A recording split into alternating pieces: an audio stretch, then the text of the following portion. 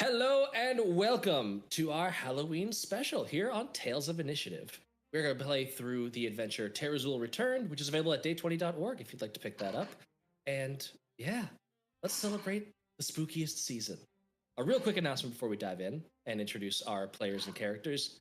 In 5 days, we will be celebrating the Extra Life Game Day, which is an all-day 24-hour live stream where we will be playing as Tales of Initiative through the entirety of the monster manual. It is insanity. It will be nuts. You can use donations, donate to Extra Life during the stream, and you will be able to complicate our lives immensely by offering boons and banes and summoning horrible monsters from the abyss to kill off everyone. It's going to be a good time. It's going to be really, really fun and benefiting an excellent cause. So go check that out at extralife.com. Go follow us on Twitch, and tune in on Friday, November 4th, starting at 7 p.m. Eastern, and all the way until Saturday at 7 p.m. Eastern, a full 24 hours of D&D madness.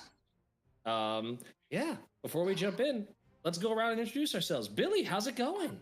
Oh, it's good. It's good. I am Billy. You can catch me in all the Friday streams. I do Total Party Chaos all the time with all those great people. And do Tales of Initiative all the time. And I'll be playing a wonderful... Are we introducing characters here, or are we waiting until we go in? Let's wait for these character introductions. I will give you a moment to describe your characters in just a bit. Okay, then yes, that is where you can find me. So have some fun. Danny. Hey, I'm Danny. You can find me and Misadventures on Tuesdays. Also anywhere at Paladin Punk. So come see me. Yeah. And Melissa. I'm random. They paid me $50 to be... No, I'm kidding. Yep. We got her off the street. She was right next to the KFC when we came home. Hi, everybody. So I'm Melissa. You'll actually find me over at the Dawn of Vengalia stream, which is also another stream you guys should be checking out. Been with Tales a little while. This is my second adventure with Matt as the DM.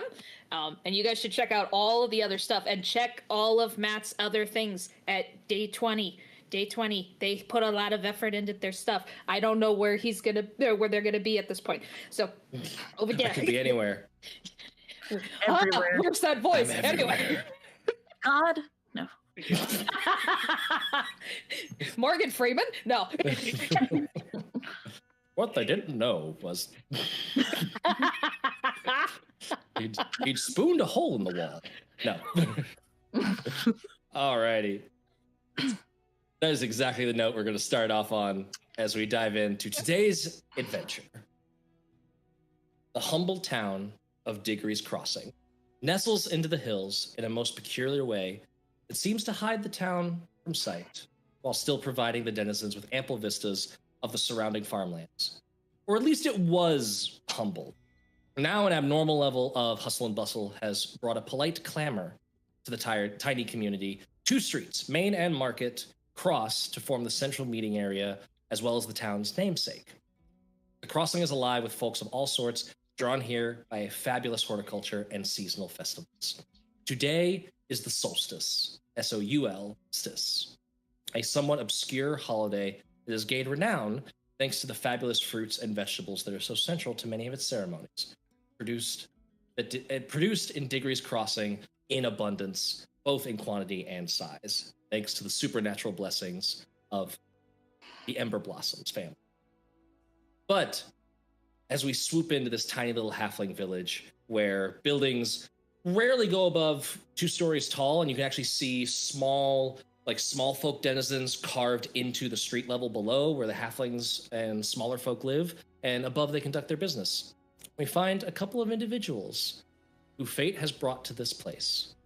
Billy, I'd like to start with you. Describe your character for me and what they would be doing as they are in Diggory's Crossing.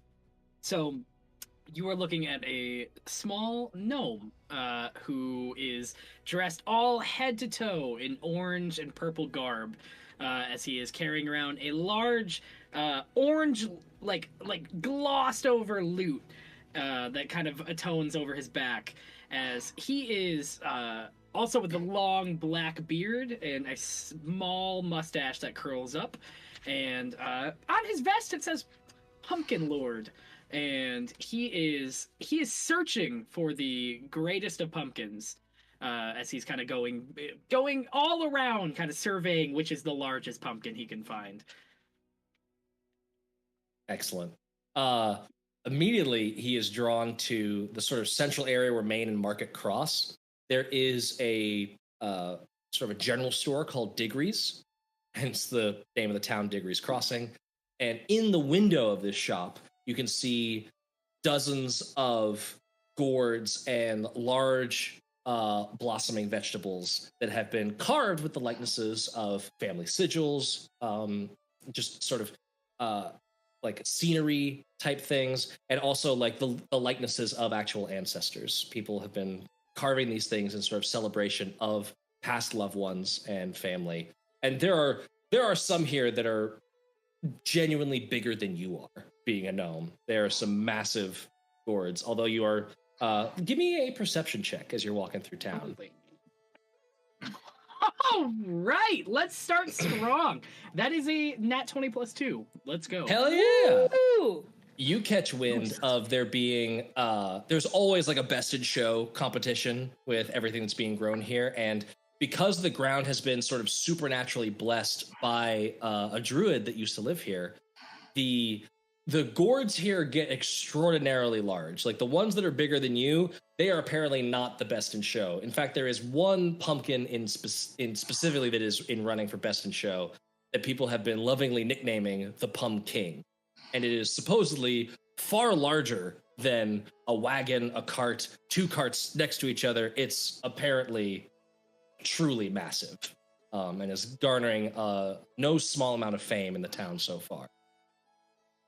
I'm at this pumpkin shop right now, though, currently, right? Yes. Like, yeah. And you get the sense from what you're hearing, you know that the pumpkin is actually more over towards like the festival grounds. They're a little bit further out away from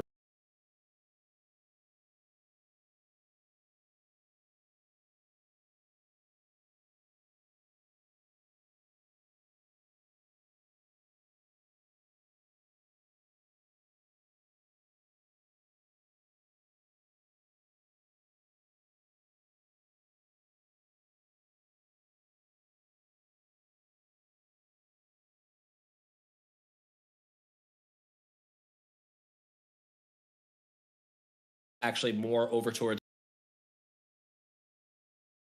like the festival grounds. They're a little bit further out away from town, closer to the farmlands.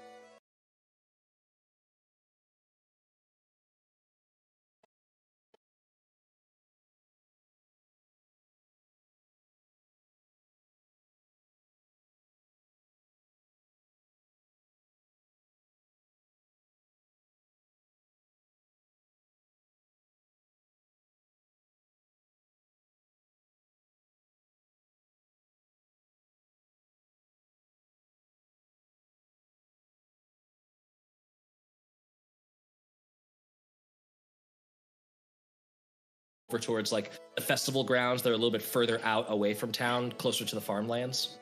Okay, I want to kind of open the door, like jump up, pull the door open, and walk in and go, well, howdy ho there. I was, and I look behind the counter to see if anybody's tending. There is an older gentleman, a halfling, with a big bushy beard and a curly mustache like your own. Oh, hello there. How's it going? Welcome to Diggory's. Come in.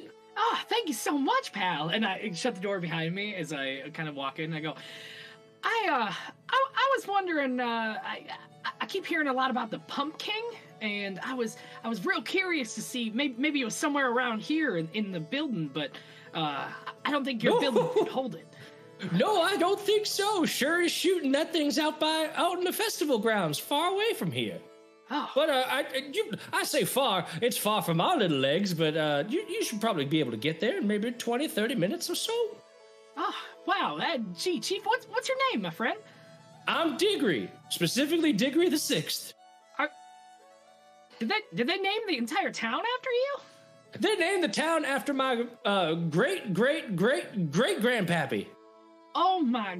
I am talking to the right man. And I walk up to next to his table and I go, "Have you ever been sponsored by a band before?" I have not been sponsored by a band. Usually it's the store sponsoring the band, I think. But I may have that confused. Usually it is, but nobody usually sponsors my band. So I kind of do it the other way around to make sure that I can get my name out there. So, Well, ain't that just marketing chops? I like it. It is. You're dang right. If you don't mind, I'm going to go to the Pumpkin, but I am going to put stickers all around your building before I leave, if that's okay. Stickers are fine. Just put them in reasonable places. Yes. I slap it right on his cash register. That's perfect. That's really on there. Oh. They're enchanted. Well, it's been perfect. It's been really great. If you could point me in the direction that the Pumpkin would be, so I can take it away, that would be fantastic. Or take it away. It's right down Market Street, but I don't think you'll be taking it away. Yeah. Do you have toe straps? Do you have like? Toast aisle 4. I don't feel like I should be helping you at this point. What? No, that's great. I just like keep waving as I'm like going towards aisle 4 to get the toe straps, and I just come back, put them on the counter in front of him. Danny, where is your character while Billy begins planning his heist? So, my character's name is Ralvi, a Shadowkai. Probably very conspicuous. The dark leathers, the cloak pulled up, and the a mask pulled up to here, and completely black eyes, probably scaring everybody, but doesn't really notice. There's definitely height alone, you're already standing out. Like, there's enough humans and larger folk here, but it's primarily a halfling and by association gnome village. So you're definitely a little bit of like a grimdark thumb sticking out a bit, but you're also not sort of, it's that like almost southern hospitality thing where it's like, oh, this person's clearly different than us. We need to make sure an extra say hello. Like, you're not being sort of shunned for it. Like, kids are still offering to play games with you and things like that as they're playing hopscotch. I probably find that weird. Like, why does everybody keep talking to me? Stop smiling. That's not what usually happens. Hey there, Tall. You want to play a game with us? This little halfling kid who's just like maybe taller than a chihuahua, is like pointing over at a little drawn field of like hopscotch and jump rope. Sure. You sure I'm not too big for that? Nope, we got really big ropes. Okay, sure. Come on! And then like jump up to like grab your hand. Huh. Okay. All right. I'm very tall, so I'm like kind of swinging them. You're still having to like stoop, swing a little bit.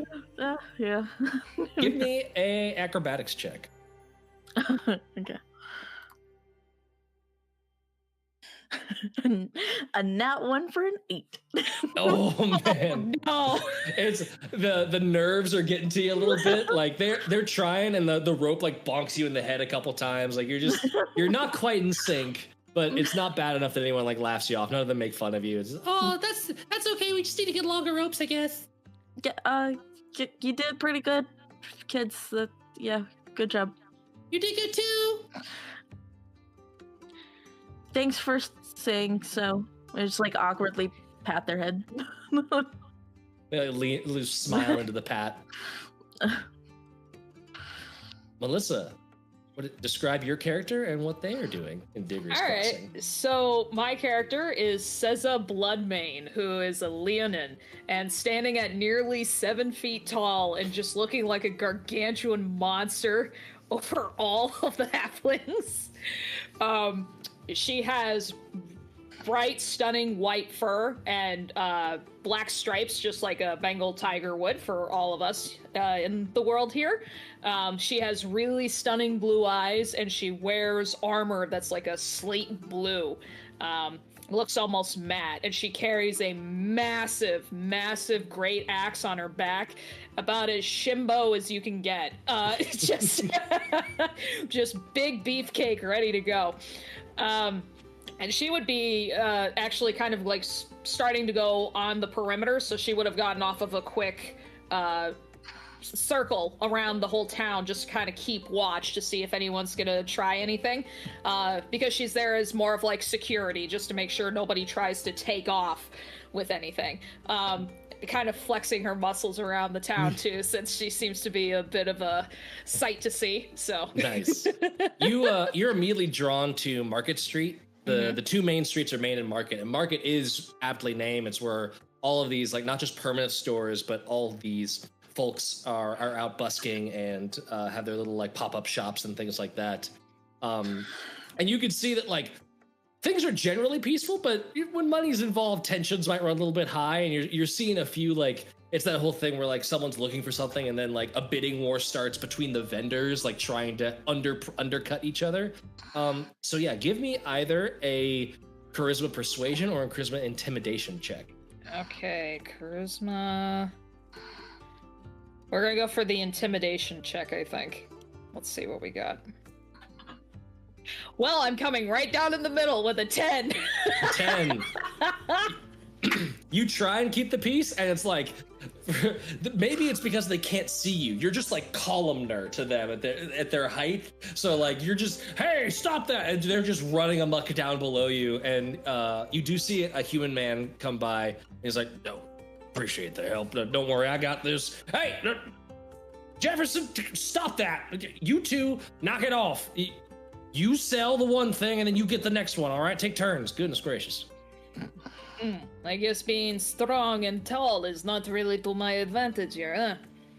Well, it just depends. A lot of times they get so focused in on things they don't even see. I swear a dragon could land around here and they wouldn't even notice.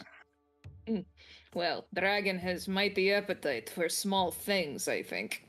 It would. These little shrimp poppers would be gone in a second. That's why I and the guards are here. I'm Sheriff Cornerby Rogers.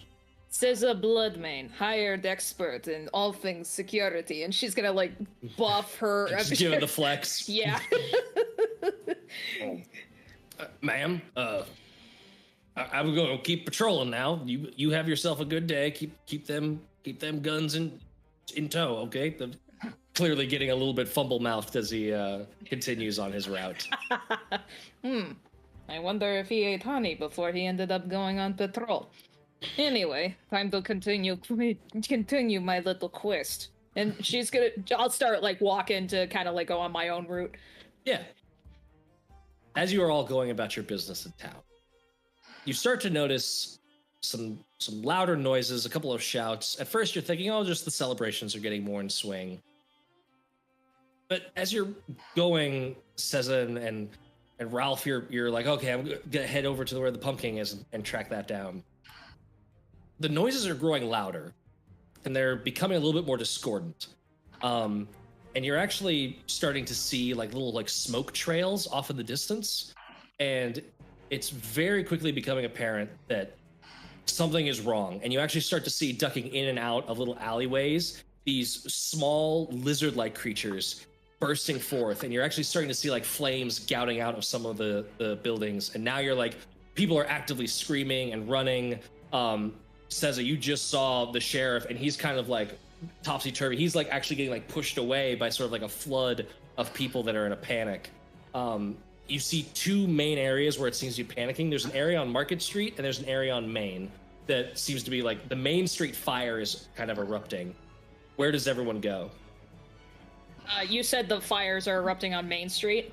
Yes. Okay, I'm gonna make my way over there in case people are stuck anywhere, just so I can be the beefcake to save the day, so. Sounds good. Where are Ralph and... Oh, I need to learn y'all names. Ralphie. Ralph and Ralphie. That's not gonna cause me any problems at all. Where are y'all going? You call me the Pumpkin Lord, it's fine. Where's Pumpkin Lord going? It's okay. Where's the pumpkin located again? The pumpkin would be on the outside of town. You're not noticing any like comeuppance happening there. Well, I guess I gotta do something to get my pumpkin. So I'll run towards where I hear the commotion going on. Hopefully that they'll reward me with the pumpkin. Makes sense. Ralphie, where are you going? I'm probably gonna make sure that the kids go to their parents or home or whatever, and then just start making my way to Main Street just to see what's going on. I'm Sounds good. I am going to get y'all on the map then. Yay! Boop, boop, boop. Let's see. Activate.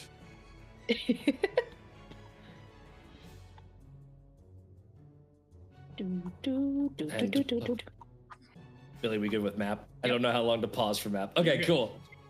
And while we're doing that, where did Ceza go? Ceza, your token has I'm in the bottom left. Oh, there you are. Okay, you're out of vision. Okay, everybody, roll for initiative. Woo! Whee! Here we What a go. Fast start.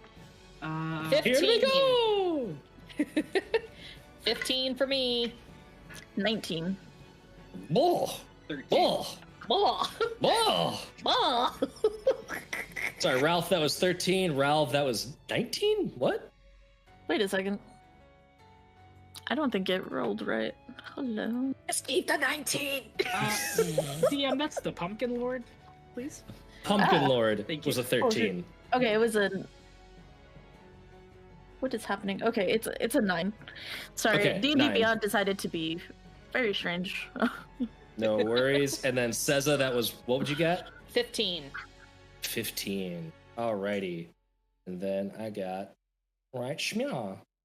Right shmya. And boo, boo, boo, boo. I've written you as PL on my initiative tracker, Billy, which means I'm just going to refer to you as Pumpkin Latte now. That's going to happen. You son of a bitch! I have no.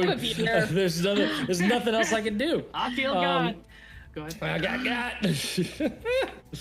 Let's see here.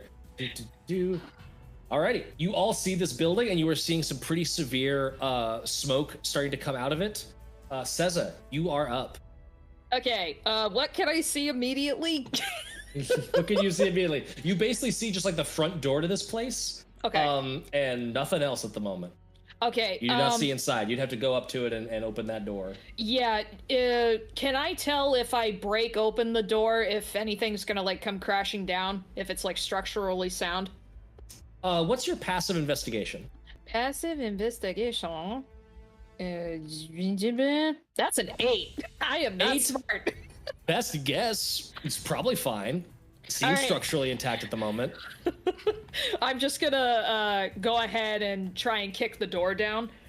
Okay. So that's... You kick the door down, quickly finding that it was, in fact, unlocked. Let me move you over there. 5, 10, 15, 20, 25, 30. Swoop. You get all the way over there. I'm gonna move you out of the way so you can get that door open. A plam! You kick that door open, and hopefully you can see in there. Nope, I cannot. You probably cannot. Okay, I will fix that, because you should be able to see in there, so let me get that. Vision. Let me give you 60 feet. You don't technically have that, but There we go. there you go. So you look inside and you see that there are fires. This is a bookshop, and several stacks are currently getting caught on fire, and are beginning to engulf this shop in more and more flames. Hidden behind this little desk off to your left is a little halfling, and he's like, Please, put the fires out! Put the fires out! Okay. Let me think. Is there like a curtain or anything like on the windows? no, there is not. Damn it. It's just, okay. it's a shutter instead. All right. Let me. I have a thought. Hang on. That did Okay. take 30 feet of movement. I think you probably have 35. I have 35. Yes. So, on the bottom of my clothing, there's like an extra outer shell, like just an extra bit of fabric. So I'm actually gonna pull that off and start hitting one of the fires nearby with it to try and beat it out. Okay. So. Sounds good. You will have to dash just to get up to it, but that Okay. could definitely be on your next round. And as you dash up to that fire, looking over it further into the shop, you can actually see this small little like lizard-like creature like turn like and just like is like clearly like fanning the flames and trying to make things worse. I think it's time for me to get some dinner tonight, and I'm just gonna keep working on I'll keep Yep. working on it once it gets to the next turn. Yes. That brings us to Pumpkin Latte. Pumpkin Lord, you're up. Pumpkin Lord! I'm gonna run over where I see the door kicked in, slap a fucking sponsored by Pumpkin Lord sticker on the side of the door, and run in to see what I can see. 25. With your tiny little legs, you're able to get to there. So you see this giant Leonin, a panicking halfling, and clearly 3 areas of on-fire books happening. Oh boy, would anybody like to be sponsored by the Pumpkin Lord? Alright, it looks like we'll get to that after. We'll sign a contract when it's all done. Can I... Oh boy. That did take your dash action to get in there, so you still have a bonus action though. Okay. For bonus action, can I... Oh boy. Can I go... well, I guess we're getting in the midst of it. Can I like strum on my lute and give bardic inspiration to the little panic? He's a halfling. Is that? He's a little halfling. I don't know the Leonin yet, so I'm like, be inspired by my tunes, homie. Bah! And I shoot a little jig over to him. Little jig. I don't know why my feet are tapping so much, but maybe it'll help. Sponsored. I've signed no such deal. No, I'm a It is now this kobold's turn. Metagaming, they are kobolds. And this little one, what is this little piggy gonna do? 30 feet. How far away are you? 35. I need to zoom in so far. There we go, Enhance. 35. Enhance. So he's gonna scoot this way and just fire a sling at you. Okay. He does technically... No, because it's inside, he does not have the sunlight sensitivity on right now, so it's just a straight roll. Okay. But that's still gonna miss with a 7 to hit. Nope. And he scampers back into the back of the shop. That was 5, 10, 15, 20, 25. Boop. Goes back there. Back there. Back there. Ralvi, you are up. Alright, I'm gonna come over here, see what's going on. 5, 10, 15, 20, 25, 30. Cannot see anything. Let me similarly give you some vision. Swoop. There you go. Ooh, okay. This is a window. That is indeed a window, yes. Okay. I guess... Can I just, like, push on the window to see if it'll open? Sure. It does. Okay. It opens. Yeah. I'll just kind of, like, look through and, just say to, this big buff tiger lady, need help in there? Yeah, making sure to try and put out as much fire as possible. Halfling is behind desk. And I'm just still beating the shit out of the... Behind the desk. Do I see which desk? So do you want to go into the place, I'm assuming? Well, do I see anything from where I'm standing? Yeah, you could, if you're right up on the window, you can just barely see over to the desk, and this little, like, halfling is like, my shop! He's feeling a little bit better. He's got some music to watch his shop burn down to. Alright. It's an acoustic flame. Alright, I guess I'll use my dash action to just kind of get in there and go 5, 10, 15, 20, 25, and like, oh, I think it's because it's a wall. Here, I got you. I saw. Whoop, okay, thank you. Thank you. Okay. And you do see another, like, little weird lizard-looking creature down at the end, but this one is looking a little bit more... This one actually has, like, flames in its hands and is clearly, like, the fire starter here. This is the real firebug. Okay. That was... you could do that as a cunning action if you wanted to, so you still have a full action if you want. Oh, okay. Then I am going to go ahead and just aim with my short bow and shoot at the that I can see. Yeah. Give me a fire. Fire.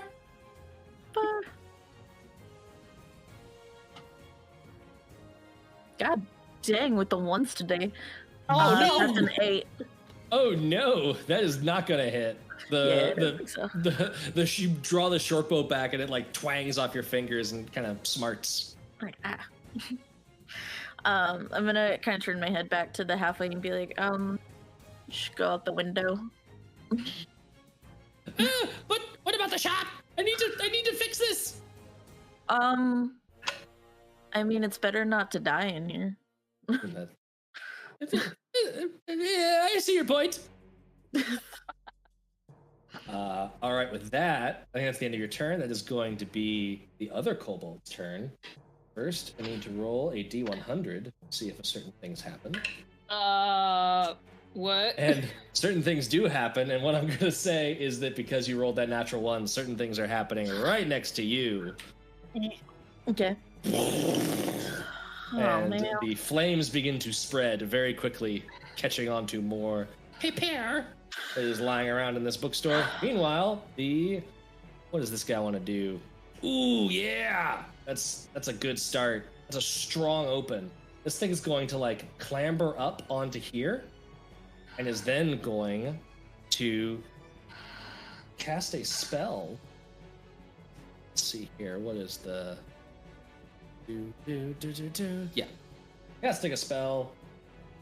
And that's going to be a scorching ray.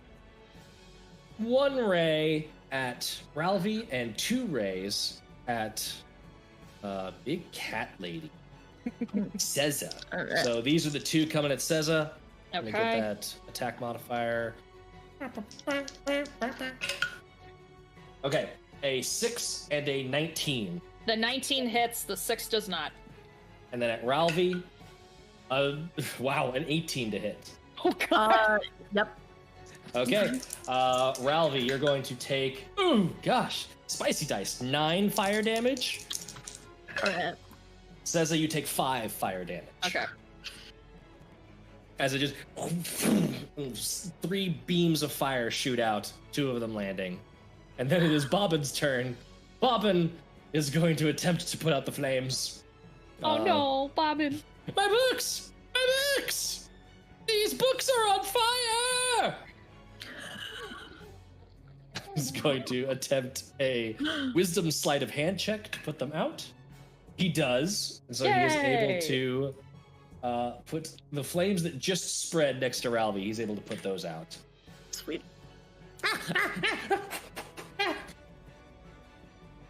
And that is his turn. We are back up to the top. That is going to be Seza. Okay, let me check. How tall are the bookshelves?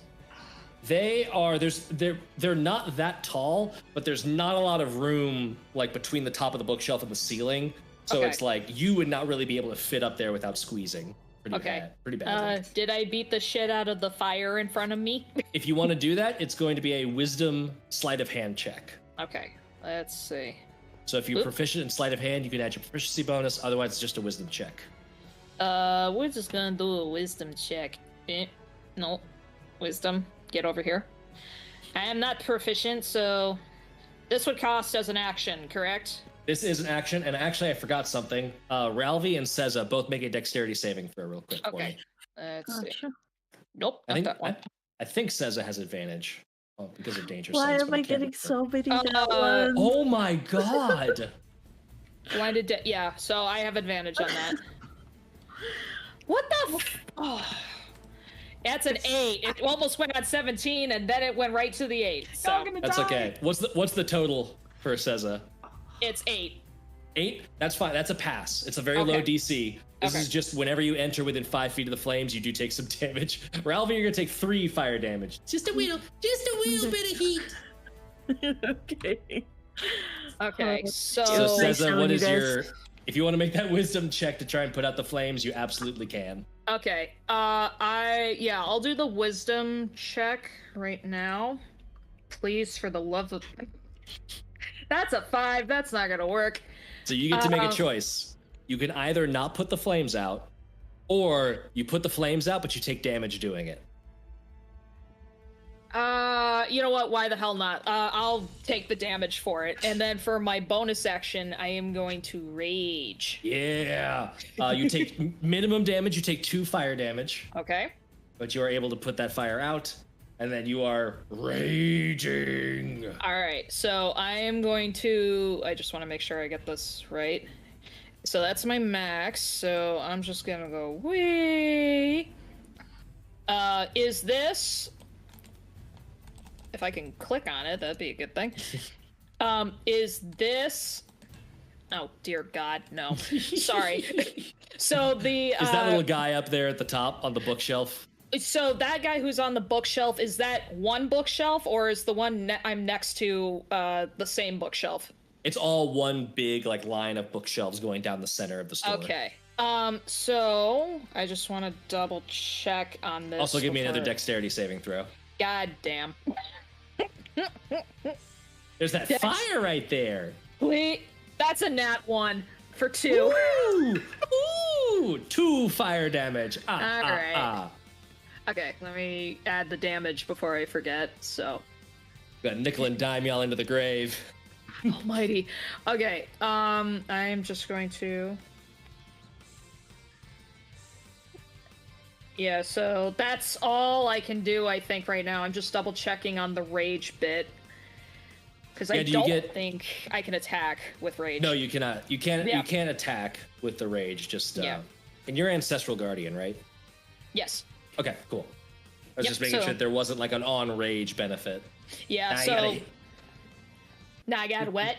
You gotta hit somebody. I want to hit somebody. But you are now within the. Just so you know, you can attack up on top of that bookshelf. They get a little bit of cover, but you can reach them. This is a halfling bookstore. The bookshelves aren't that tall. Okay, so that's as much as I can do right now. So that's it for me. Pumpkin Lord. It's your turn. Who is the nearest little lizard folk next to me? The nearest one to you is gonna be that one on top of the bookshelves. That's actually the only one you can see right now. Okay, so, cool boy, oh boy. So I'm going to. I don't think I'm gonna be able to get up to him. Hang on 1 second. Yeah, okay. I am gonna run and jump onto the bookshelf, slapping a sponsored sticker on the side of one of the books as I jump, and also I kicking books over as I can. I don't care about these books. I don't. Nah, these suck. But I want to. Who wants to read? Yeah, reading's stupid. I'm gonna get as close as I possibly can to him as I jump on top of the bookshelf. 5, 10, 15 to do the climb, and then 20, 25. I'm gonna use minor illusion to make this is for next round. I'm gonna minor illusion myself a small birthday cake in my hands. Absolutely. Okay. And that will I'm gonna use my bonus action to just yell out to him and the nearest one to me and go, well, this is for you, my friendo, as I yell directly across, but I'll continue this next round as this will end my turn. Okay. Alrighty. Did you want to do your tumbling fool as your bonus action? Oh. Ooh. You could speak just as a free action. The tumbling fool is what you could also do. I absolutely do. I do. Cool. So, for folks watching at home, Billy is playtesting a new Day 20 material. It is the College of Satire, which is a new bard college that is all about making a fool of yourself and getting mechanical benefits for doing so. Damn right. Nice. Alrighty, that's Pumpkin Lord's turn. This other kobold is going to, whee! And is just gonna come running around this corner with bloodlust in their eyes and is going to attack you, Seza. And now that you are within 5 feet of an ally, pack tactics. So I get advantage. Is going to be a 15 to hit. Just hits. Yes. Is this the one with fire or no? This is just a regular old kobold as far as you can tell. Okay. Feel the wrath of my dagger as you take 5 piercing damage, halved to 2 because you're raging. You didn't know that.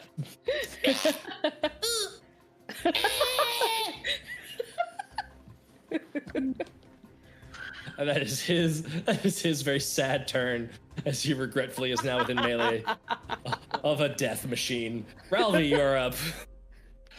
Okay. I'm gonna try to put this out. The fire out in front of me. Yeah. So So that is a wisdom sleight of hand. So if you have proficiency in sleight of hand, you make a wisdom check with your proficiency modifier, otherwise just a wisdom check. Okay, I am proficient in sleight of hand. Perfect. So wisdom Sure, plus I 2. can't do that with dexterity. Yes, this is about no. making sure you're applying your sleight. Hey, that's It's 28, nothing but ones and 22. 20s here. Nice. That's all I've rolled so far.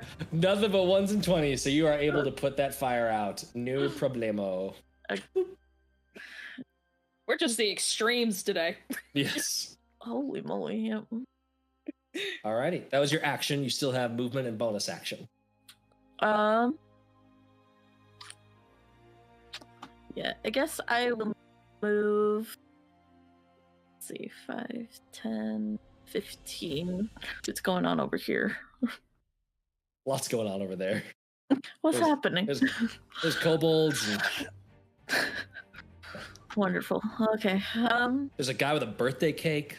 Like, I'm just who kind knows of what's happening? yeah. Bonus action, just stare in confusion at the birthday cake. Bonus action question. Valid. Yeah. Just like, okay, that's my turn. Excellent. That is going to bring us to Mr. Scaled Sorcerer's turn. First, a D100. Which way is that? Ooh, yes, that's gonna be a thing. So that means that one has to spread. Boop. Boop. More flames as the flames continue to spread. And this is going to be the sorcerer's turn. Sorcerer is right there. What does the sorcerer want to do? Beep, boop, beep, boop, boop. Oh, the sorcerer can do that. So, sorcerer is going to spend 3 sorcery points and is going to cast a spell. But did you take that feat, Liz? I did. You get to, as a reaction, before he casts the spell, you can make an attack at him with your Mage Slayer. He has a little bit of cover, Hell but you can yeah. totally do this. Okay. So the kobold is going to see like a little sick grin start to curl, and like all of Seza's sharp teeth starting to show, and she's gonna reach for her great axe, and she's gonna go, "My turn," and pull the whole great axe out, and she's gonna do one strong sweep. Let's see. I just want to double check. Nope, that's not it. Nope. Use a reaction melee. Okay. So this is going to be with Great Axe. That's a 21. 21's gonna hit, yes. All right. So it's slashing damage. That's going to be 8 points of slashing damage. Ooh, juicy. And I just want to double check. Nope, that's it, I think, for that one. Yep, that's it. Okay. He does maintain concentration and finishes the casting. Go ahead and give me, what is the saving throw for this? I think it's going to be a wisdom saving throw with disadvantage. Okay. Because I'm so smart. You got this. All right, that's 1. Not bad. That's a 10. A 10? That is not going to do it. You are charmed. Lovely. You are charmed by this kobold. He's just so friendly. You're not Oh, stunned, wait you're a charmed. minute. Do I have It says I have advantage against spells cast by creatures within 5 feet of me. So does that kind of level it out as? It would have been a straight roll instead of a disadvantage. Yeah. So the other one wasn't too much more at an 11. 11 still fails. Yeah. So it doesn't matter. Okay. Okay, so he charms you and is then going to, like, run away. 5, 10, up onto that bookshelf. Son of a bitch. No! No. No axes! No! And that is it. It's Bobbin's turn. Bobbin is just nervously in the corner, like, looks around the corner, wants to intervene with that fire, and is just like, yeah, but there's a giant lady with an axe and a scary lizard man. I'm gonna stay back here. You got this! I believe in you! And that's going to go to Seza's turn. Okay. Is there a way for me to try and break out of being charmed? You will get a save automatically. Later. Later. Your companions do anything harmful to it. Oh, okay. Cool. Yeah. So right now you regard that kobold, and somewhat by extension this other kobold, as friendly, but not technically this kobold. Okay. Which means I probably cannot attack him, correct? You can't attack the sorcerer. You can attack the kobold that's near you. All right, we're gonna do it. So, my eyes are gonna just frown and then just look directly at the one that's right at my feet, and I'm gonna raise my axe all the way up above my head and just send it flying. No! All right, let's see. Dirty 20. Dirty 20 will hit. Yeah. This dude's paced. All right, let's see. 12 points of damage. Oh my god! Well, even if you wanted him to death saves, no, he had 5 hit points. You absolutely bisect this dude. Ooh, you're damaging the hardwood. You know what? Not the time. Absolutely dead. Mega dead. Super dead. And let me see. For a bonus action, can I just like try and shove the bookshelf behind me like out of the way to try and get away from the flames? You can just move away from the flames, no problem. All right, we'll just move away. Yeah. So, oops, that's not it. I'm just gonna kind of scoot back here. Yeah. And I can't do much bonus action wise, so that's it for me. Okie dokie. Artichoke. Pumpkin Lord. Let's see this birthday cake payoff. What's the story with this cake? I'm gonna run as far as I can to the other kobold across the room. And as I 15, run 20, up, 25. as I run up to him, I want to cast Friends on him with my action. Okay. And with my bonus action, I want to persuade him to be my groupie, as we can be best of friends. And I want to be like, hey, old friendo, I know this is a big misunderstanding, and to be honest, you know, books are not really my jig, you know? So what I was going to say is, I looked into your past a little bit, and I know your mom forgot your birthday a couple times. That's why I got you this birthday cake. So I was figuring that maybe we could be best of friends if that wasn't too big of a deal. Give me that persuasion check. With advantage because of friends. With advantage, persuasion is going to be... That is a 18 plus 5. This is 24 altogether. 24. Nope. He's like... I don't know you, but no one's ever given me I don't even know if I like cake. Honestly, I might not. But you know what? It's a pretty nice gesture. All things considered. Want to burn this place down together? Yeah, that'd be super fun. That's fine. Yeah. But just as long as we're not killing anybody, we can get everybody out. But we can... Bugs suck. So... Okay. Yeah. Okay, yeah, let's just burn this place down. Yeah, that's... Burnity! Burnity! Yeah, burnity! But I turn back and I go, alrighty, we saved all the people. We could probably get out of here if that's fine. It would be the kobold's turn. The kobold is dead. Ralvi, is it fine? Is that okay? Seems fine to me. I'm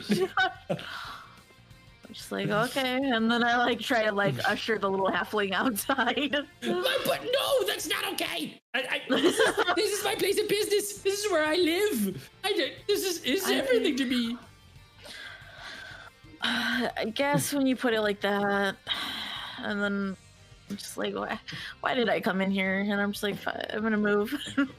Yep. 30, 5, 10, 15, 20, 25. Yes, they're here. And then I'm gonna, try to shoot him. Yeah. Shoot him. Shoot him. You gotta stop with the digital dice roller. Where are your physical dice? This is insanity. Please, get your dice, please. All of those dice have only 2 faces on them. It's 1s or 20s. The first one is fuck yeah, the second one is fuck no. Where are your dice, Danny? get them right now. Get them, please. This is insanity. I've never seen dice like this bad. Do you want to do this with your bonus action? Sure. You could like hide. You could try like hide behind one of those bookshelves. Yeah. Like, you have like that 5 was feet of 25. movement left. Okay, yeah, I'll hide right. Yeah, give me a stealth check. Okay. Give me a stealth check with. Hold on. If you want to wait until you get your physical dice to roll that stealth check, Let's see what fucking happens if this is a 1. I'm gonna laugh. Okay. Oh my god! It's a 2. Danny, do your face, Danny.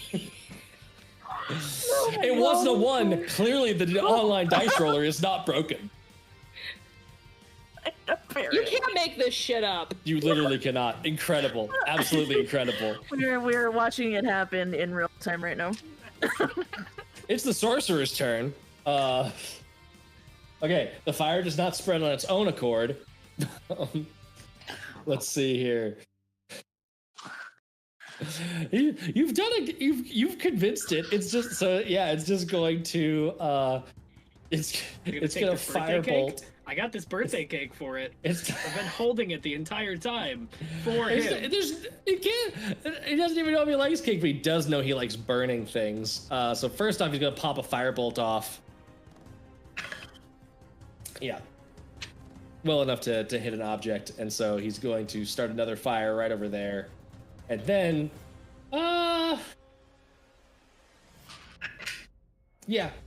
he moves over to get some cake. What is this thing? Let me try some. My best friend. Absolutely. And I hold it just a little bit out of the way so I can slowly, like, it can't get any just yet. I'm like, let's savor it for a second there, Paleo. And here, I'll say this. I will make like an unarmed strike, and you make an acrobatics check to like, or like a sleight of hand to like do this. I got a 15. I got a 19. Fuck! So what I will say is that like he's gonna get a chance to disbelieve this, but it's entirely possible that like he like in the movement that he does it, he gets confused, and he does get a little bit confused. And he's just like, wait, let me have the cake. Let me have the cake. You are. I will say that like you were friendly. He's gone back to indifferent with you. Like we're getting mixed messages here. Is the cake his? Is the cake not his? The cake is shared, you son of a bitch. We share it. You're part of the band now. Have some for yourself. Just drop it on the thing and we can eat it. It is Bobbin's turn. Bobbin is again going to stay back. It is not. It's too dangerous up there by his accounting. And it says it is your turn. Okay. And I'm still charmed, correct? Yes, you are still charmed. Yes, actually, I was thinking that I was going to break pretty quick, but the other kobold isn't here to be hostile, and you've currently tricked the sorcerer into not being hostile. So yeah. And I can't hit for shit. Well, in any event, I'm actually gonna, let me just do this. 1, 2, wait, 5, 10, 15, 20, 25. I'm gonna, just scoot my way all the way over wait, me. Tishmia. Mishma, yeah. Just to make sure that the bookshop keeper is doing okay. And to also just play bodyguard for the kobold, even though I know I'm just oddly entranced of why I suddenly don't have the bloodthirst to kill him. Yep. It's mixed emotions up in your head right now. Do I crave violence? Do I not? I will say, if you do not take damage or make an attack before the start of your next turn, you will lose your rage. Shit. Okay. I think that's okay for right now. So Okay. yeah, it'll be all right. Bobbin is looking physically fine. Lots of emotional damage. He's very confused as to what's happening. Pumpkin Lord. I'm gonna say, all right, the cake is all yours there, Paleo, and then I'm gonna put one hand on his head, like as kind of like a friendly gesture, and I'm gonna lean in and whisper, I I don't think you're band material anyway there, pal. And then I'm gonna cast Thunderwave and blow his fucking brains out. So, Damn. go for it. I believe that's a strength save. Yep. Oh, Constitution. Constitution. Oh, holy shit! I rolled a natural 19, so that is a 21. God damn it! That's all right. Let me see. Oh shit. Okay. That is going to be an 8, but he's going to round it down. So He takes 4 damage. no, I'm sorry. That is an 8. So 2d8. Hang on 1 second. I apologize. 5. So 13 rounded half. 7. Nope, 6. And he won't get pushed back. He does not get pushed back. Now, all illusions have worn off. He's like, you filthy little gnome. I'm gonna barbecue you! I don't... That's not very friendly of you. And I'm gonna look over and go, all right, it's the time to help out your favorite pumpkin lord. And I turn back at Ralphie and go, I don't really know you that well, but I don't want to die. Bardic inspiration! And I point over at you and... I love it. I'm gonna use How did this you see me? thingy. I thought I was sneaking so well. Incredible. Ralphie, Danny, you get inspiration for that. That was the best joke. That was fucking amazing. And it is your turn. I just gave inspiration, real life inspiration. Okay. You get DM inspiration for that. Wonderful. Oh, okay. Billy, you didn't want to move at all, right? You just wanted to stay where you were at? I'm good. Okay. Okay, I can see him in cover, right? Yes. Okay, so I'm gonna use my bonus action to steady aim Okay. and make that a straight roll. Oh, you do. It's not. You don't have disadvantage from cover. It's just he has a little bonus to his AC. Oh, gotcha. Okay. Okay, so that'll give me advantage. So that'll give you advantage. Yeah. Cool. Juicy if you hit, because that's sneak attack. I was sneak attack either way, because Okay, 5 feet. Let's try it with physical dice this time. Yeah. See If it's what a happens. 1. If it's a 1 and a 20, I'm throwing. I'm just gonna leave. You get to keep the 20 though. It's advantage. Okay, sweet. No, that's actually 17 and 18. So Nice. 18 plus 7. 25. That super duper hits. Okay. Give that damage with sneak attack. Sweet.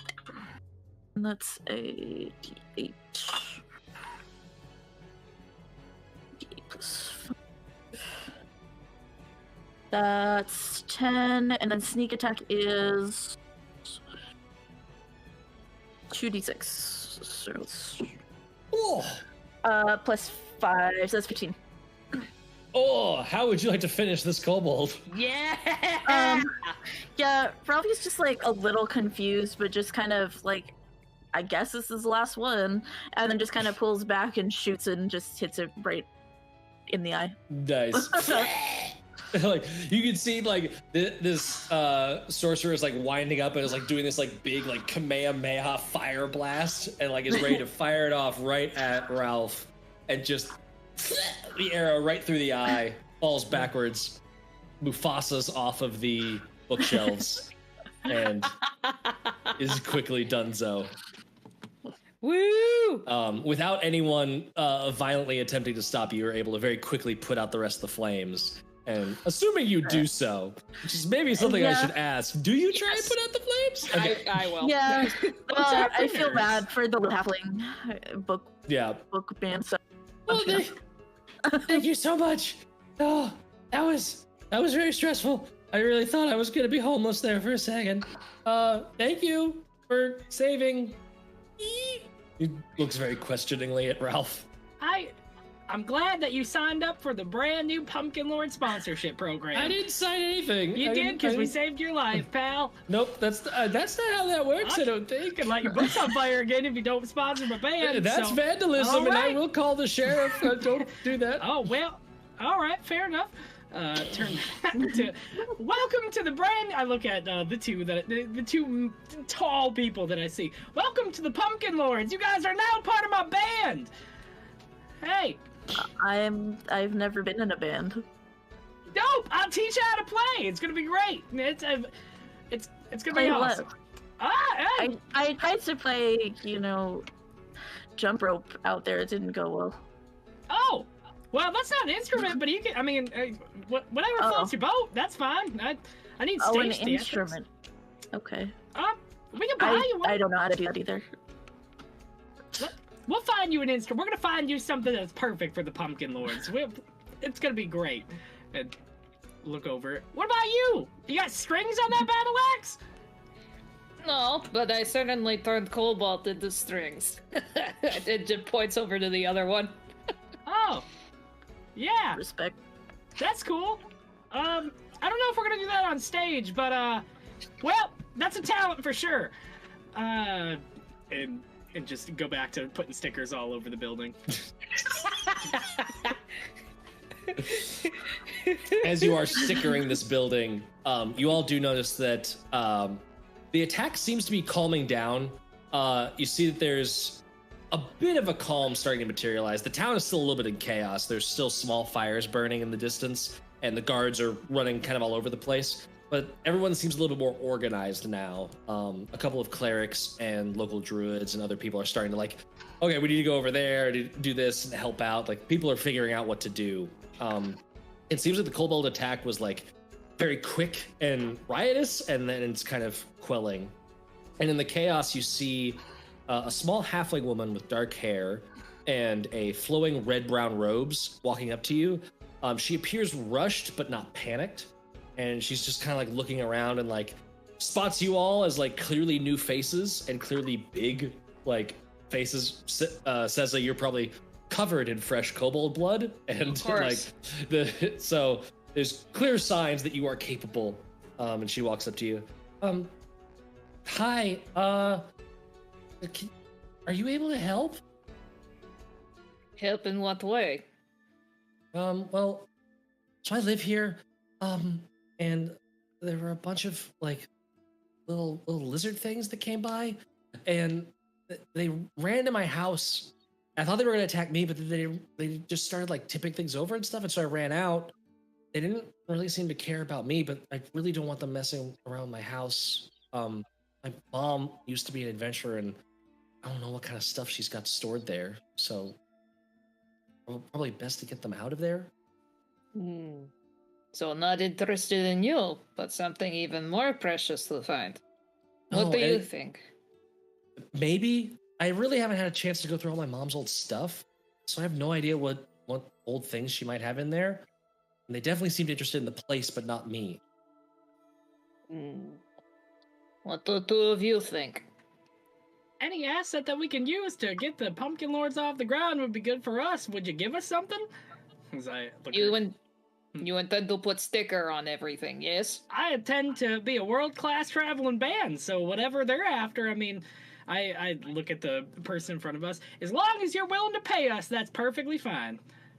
I don't have much, but I could, maybe I could find something to pay you with? You are now in a life debt to the Pumpkin Lords. Remember That's that. not how that works. Okay.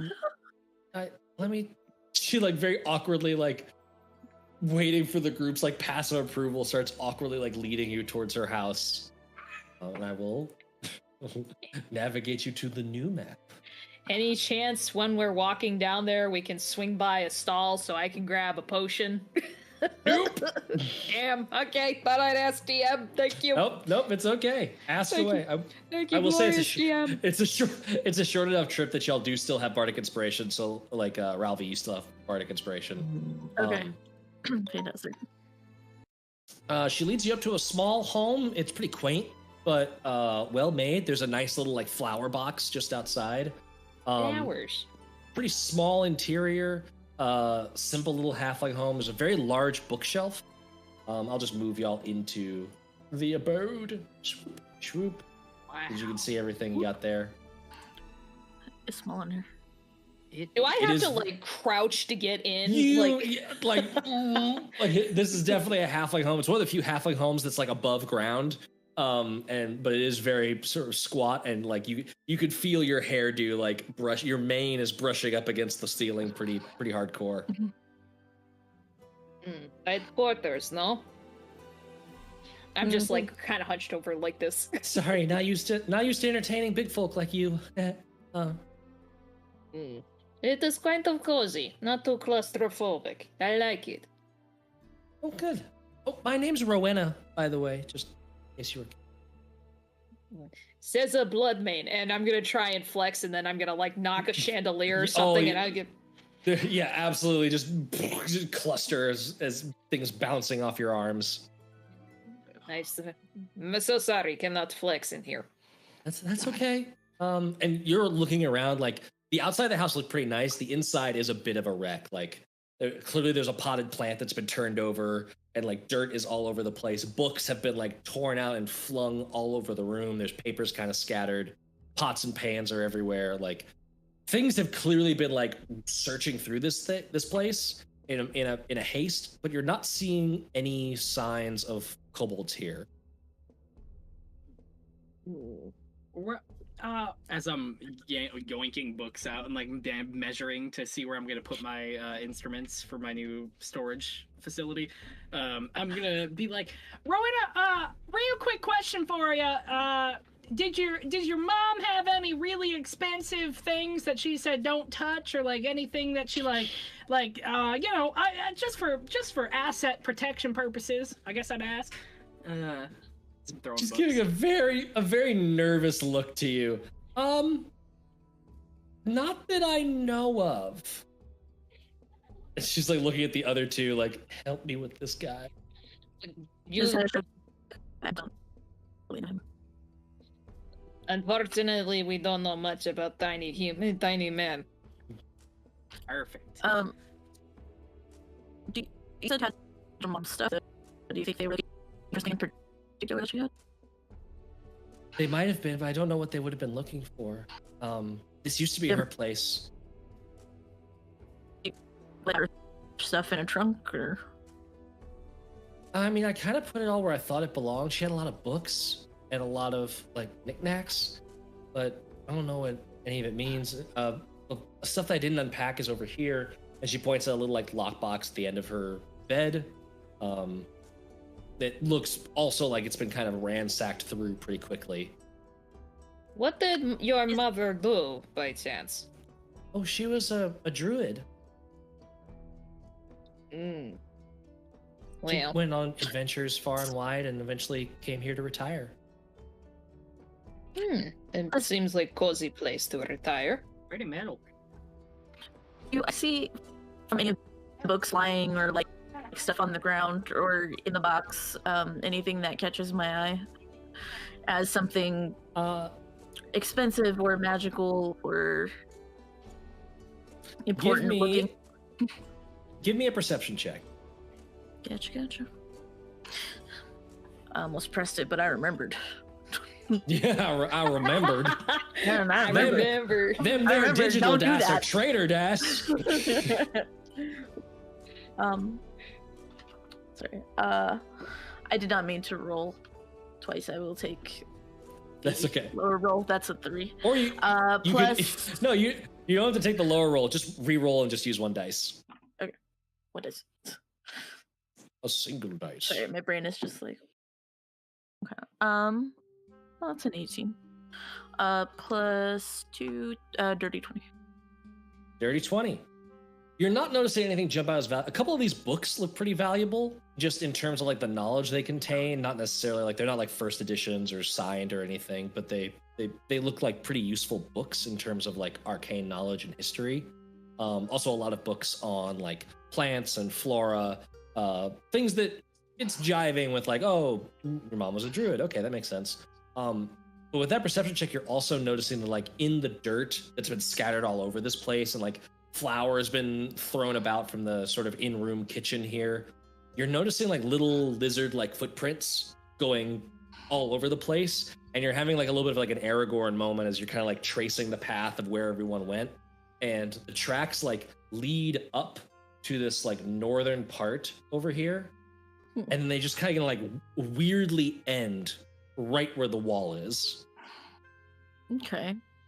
I'm gonna go over there and like knock on the wall and see if it's like hollow. Give me an investigation check. Alrighty. Investigation plus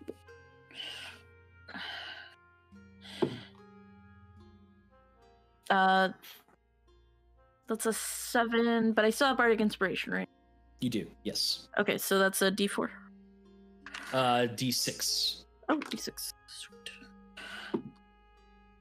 12, 13. Yeah, that'll be a 13. 13. You hear like it's a heavy. It's not hollow, but it's like you were thinking this whole house was made of wood.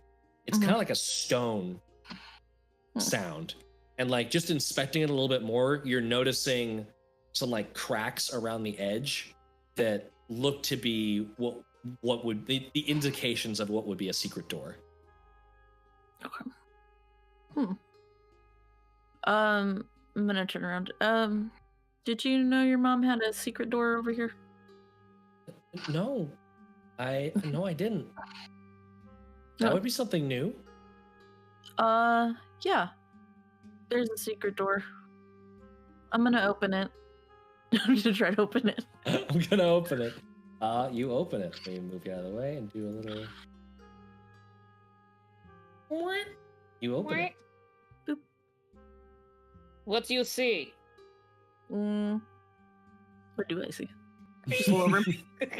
You click the opening mechanism, and with this loud thunk, the door slides away to reveal a tiny 5-foot square room. On the floor of the room is a desiccated corpse of what was probably a kobold. It is all like shrunken and dried up, like a little husk of a thing. Directly ahead of you is a wall that is emblazoned with script that is written in Sylvan, Primordial, and Druidic. Does anyone speak one of those languages? Fuck. Do I see all this going on right now? You see this? Yeah, it's a small house. You see this. Oh, hell yeah! Oh, wait, I turn back to Rowena. Rowena. Hey, just a heads up, because we did discover that is the Pumpkin Lord's property now, correct? I don't think that's how it works, but how about this? If it makes you more amenable, you can have something that you find in there. How about that? You done fucked up there, Rowena. And I turn back and I go, all right, excuse me, let the leader of the Pumpkin Lords do his thing for a moment. And I walk up. I take a step back from whatever's about to happen. Oh, alrighty. I'm gonna use comprehend languages because I fucking knew I was gonna need it at some point. And where are you standing when you cast it? Do I notice the little shrunken kobold on the ground as I'm like? What's your passive perception? Wow, my passive perception is 12. Yes, you do notice the desiccated corpse of a kobold. I'm gonna stay a little bit back. Let me see really quickly. I'm gonna stand back from the desiccated corpse and try and read the scripts that's on the wall. So like this? Yep. Okay. You cast the spell. Do you ritual cast it or do you use a spell slot? I will. We got nothing like crazy is going on right now. I'll do a ritual. I'll ritual cast it. Okay. Let's see. Boo. Ralvi and Ceza, what are y'all doing while Pumpkin Lord ritual casts his pumpkining? Just to clarify, Sylvan is not the same as Elvish, right? Correct. Okay, so I can't Sylvan read is shit. the bougie Elvish. So I can't read for shit because I'm so smart. I'm just gonna actually stay by the halfling just to make sure she's okay in case shit hits the fan. So Okay, cool. Raleigh, are you doing anything? Yeah, I'm gonna start picking up books and like looking through them just to see if it's anything. Just seeing interesting things. Yeah. Give me if you want to like read the books and figure out what they're doing, you can give me an intelligence check with either Arcana, Investigation, or History. If you're just kind of like looking around the room for anything, you can give me either a Wisdom Perception check or an Intelligence Investigation check. I think I'll read through the books and use Arcana. Yeah, give me that Arcana check. Okay.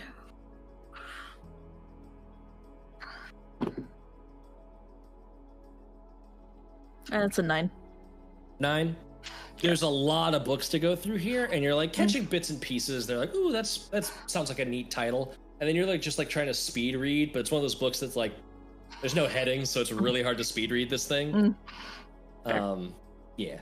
You are able to finish your comprehend languages spell, and then you do have to go in there and touch in order to I did read that. have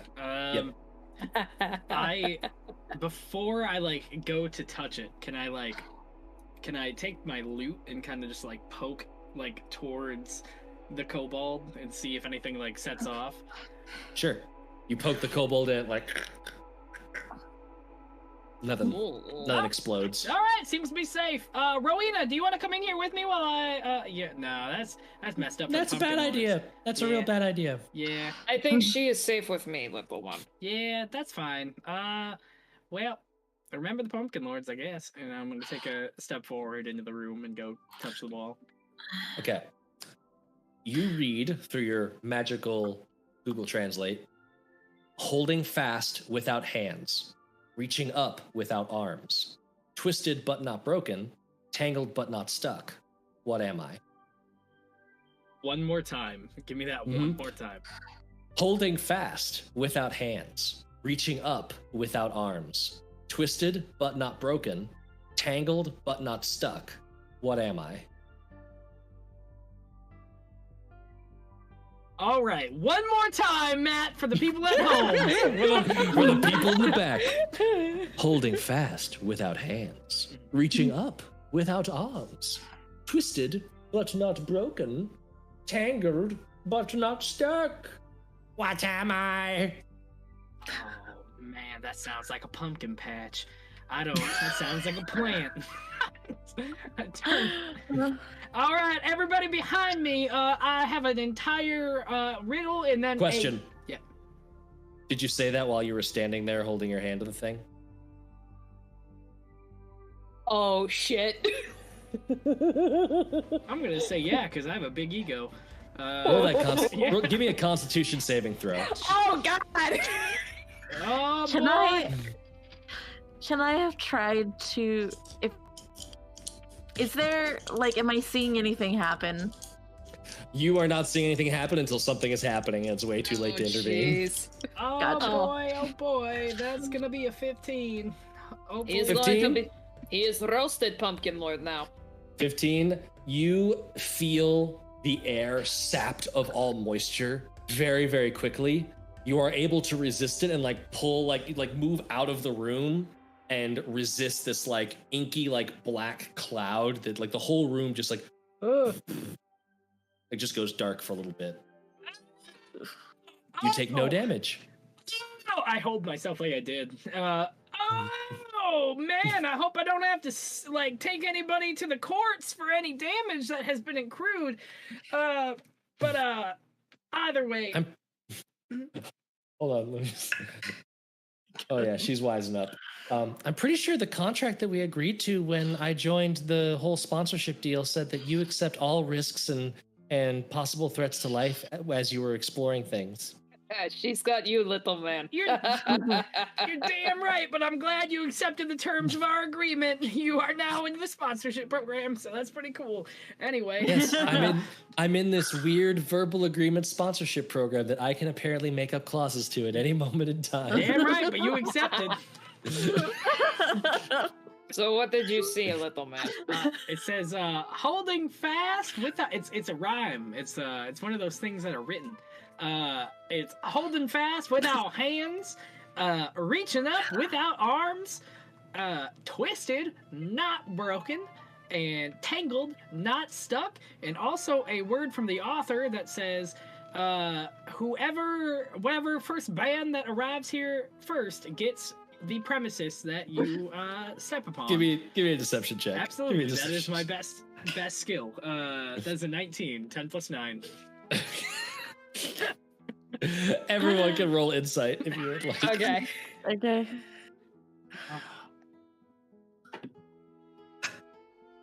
I got a 16.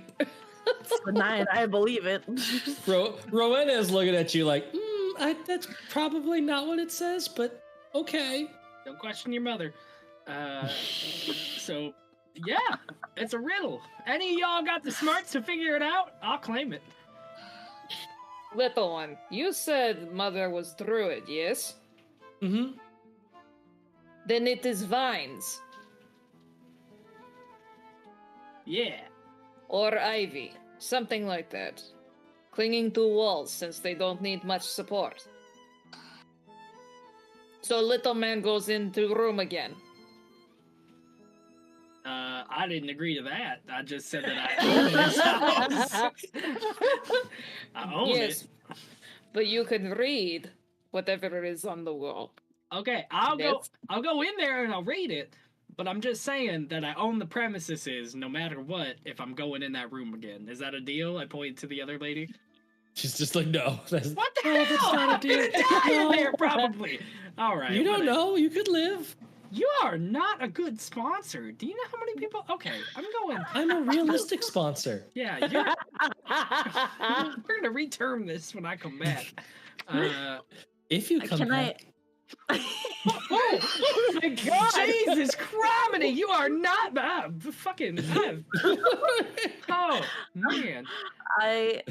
If as he goes, they're going to grab the back of like his jacket and just wait to pull him back if I Okay. see black clouds again.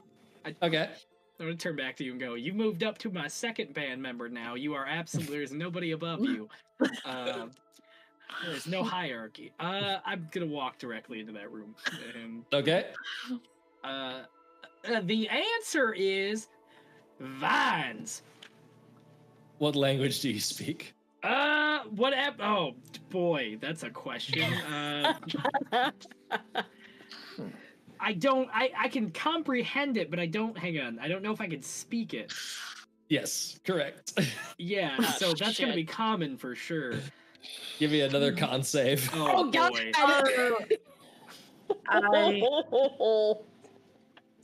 I'll say this. You can grant him advantage on the save, but you also have to make it because your hand is in there. Okay. This is You said that's a con save. Con saving throw, yes. So Billy, you got advantage on this. oh, thank Okay. God. Okay. 17. 17? Okay. All I got is a 14. So Okay, that's still good enough. You both dodge the necrotic damage. You do not take any. Okay. oh my God. Whew. Okay. It's not vines, you lied. So Or and she for- goes over to the bookshelf and like pulls out a little like manual and quickly like goes through it. Can anyone read Elvish? I can, yes. And so can our other friend here. Sylvan and Elvish share the same alphabet. I think it's this word. If you want to read it in one of the languages. you thought that after? Okay, great. Thank I mean, you. I'm learning just like you are. I thought it would work. I don't know. Magic is magic. I hate you.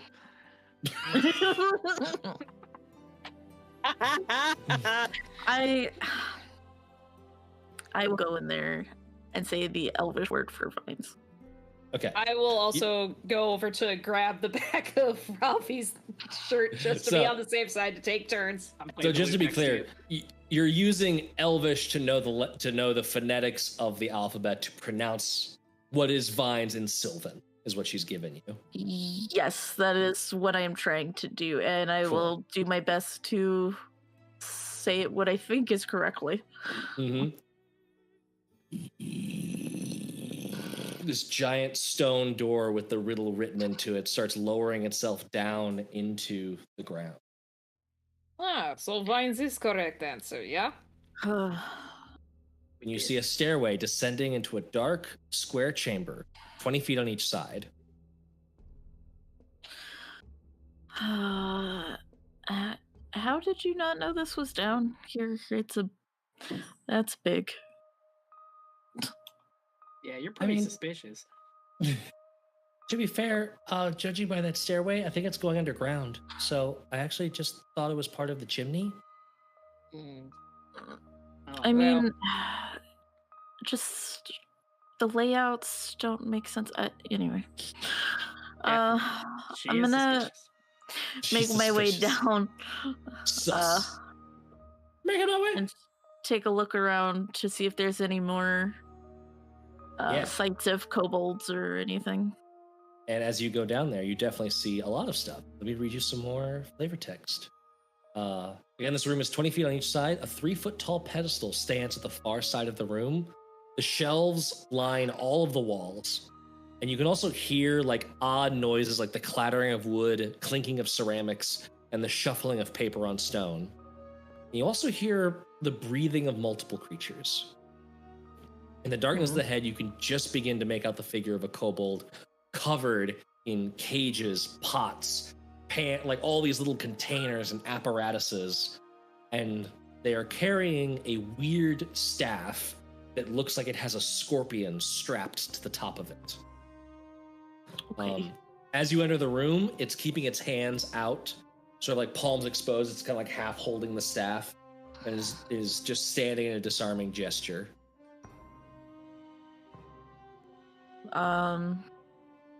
Hi. Hi.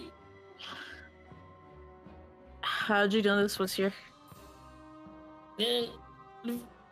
Told to come here and look for the nail. The big nail. The big nail. Big nail. I couldn't find it though. Right. Who were you told by? Vizera. I'm gonna look back and see if anybody else knows this name. Do Rowan any is- of us? Not a band. Rowan has given a big shrug. Give me, anyone can give me an Arcana or a History check, and I'll say, Ralvi, if you want to make that Arcana History check, I'll give you a +2. That's a 9, so nope. 7. Boy, oh boy. It's gonna be a 14. None of you have heard this name. Nope. Wait, no one I know or recognize. Rowena is similarly shaking her head. I'm not familiar. Where's that person? She's probably still back in the graveyard, waiting. We need to take the nail. Was it far away or back? Oh no. Oh, Well, it looks and sounds like you failed, so maybe you should drop all that stuff and, like, skedaddle. I mean, I'll skedaddle. I'm not dropping my stuff. Do you know how long it takes to invent this stuff? It's hard work. wait. Plus, if I drop it, I don't know if any of you are capable of handling it properly, and it could create a very large hazard. Just fine by me, but probably you don't want it. What if you were to join us and you be part of our little group and we'll protect you? Apparently, we're a band. We are. We're a traveling band. We're called the Pumpkin Lords. We get bigger every time we meet new people. Oh, was I supposed to kill you? No, it was the Pump King. I was supposed to use the nail. No. Where's the nail. Pump King? What? I don't know where the Pump King is. The other group knew. That was their job. Oh, well, Well, I think we kind of eliminated the other group, no? yeah, they're dead. Oh. Man, this is just all kinds of bad news. Yeah. So, like, maybe join us. That'd be cool. We could. I don't really like folk music. You son of a bitch! Kill him! I turn back to the to the three of you. He needs to die. So- No! It holds out this stick, and there's just this hissing scorpion at the end, like. Is there a chance I can, like, walk up to the kobold and just grab him by, like, the scruff of the neck and hoist him up? You will have to take an attack of opportunity doing that, because not attack of opportunity, but like he's readying an attack Okay. to get at you. So if you want to, you can take that attack though. What would we call it? Would it just be like an unarmed strike? I imagine. It would be a grapple check. He just gets to make this grapple. attack, and then you would attempt to grapple him. Okay, and that would be a straight roll. It would be your athletics versus his acrobatics. Got it. Okay. Sure, why the hell not? Okay, he gets to attack you first. Okay. That is a 12. Nope. So probably meh. All right, then roll acrobatic or athletics. 24. I rolled a 1. You got him straight by the scruff, just like meh. I think it is time to drop everything, yeah? But I worked really hard on this stuff. I can assure you I know you work hard. But we have important things to figure out. Well, let me help you figure him out, and then let me go. Snap his neck. You don't listen to that guy. You don't like folk music? What, you intend to put sticker on his dead body too? Yeah, absolutely. That's free promotion. Little Cobalt, tell us everything you know about your, well, leader, whatever you'd like to call her. My name is Squee, and Sweet. the leader is Vizera, and she's the daughter of Terazul. Terazul will return! And he like says it like supposedly triumphantly, but it's really diminished by the fact that he's just like swinging in the air. Would any of us know? Give me another history or arcana check. Okay. We're gonna go for, we'll go for history again. 14. Nope. 14? 8. Nope. Would I am big. would this be? It probably isn't, but would it be a magical item, an or attack? It's not. It's not. It's not gnome cutting. It's not the gnome Damn stuff. you! No. I'm trying to Sorry. get my bonus in it. Oh, It's not a magic item. 18. 18. 18 is good enough to know that Terazul was an ancient, horrible dragon that was a long time ago slain. So to be hearing her name drop is no good thing. Oh shit! So I was doing some research for band logos like a while back, and I do know for sure that Tibazulo or whatever he said was a big old dragon that they killed because it was like a big nuisance and kind of sucked for the lands. She didn't suck, she was glorious! She sucked. You suck. You suck. You know that Terazul was known as the Shining Tyrant and had a following of kobolds, lizard folk, and half dragons known as the Pale Scale Coven. And looking at Squee, you could see that his scales actually are like painted to look white. Dip him in water!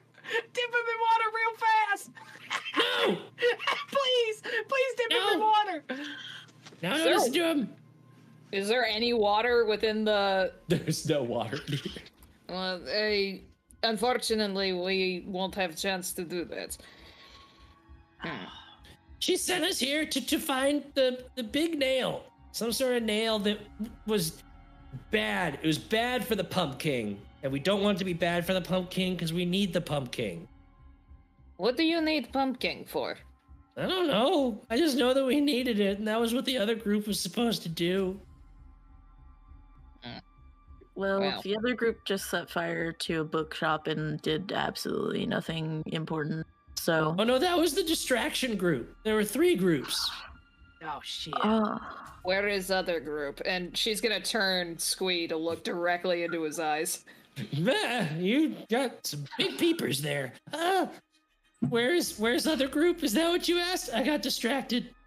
Yes, and she's gonna inch him closer. Where I is don't other know. group? I don't know. You do, like, filling your nostrils is a very bad stench, and you notice that in one of the cages, there is a small black and white animal. There's a little skunk rolling around in one of the cages. She's Yeah, gonna like see, shake her head. You don't want any of these boxes. Took me a while to catch that thing.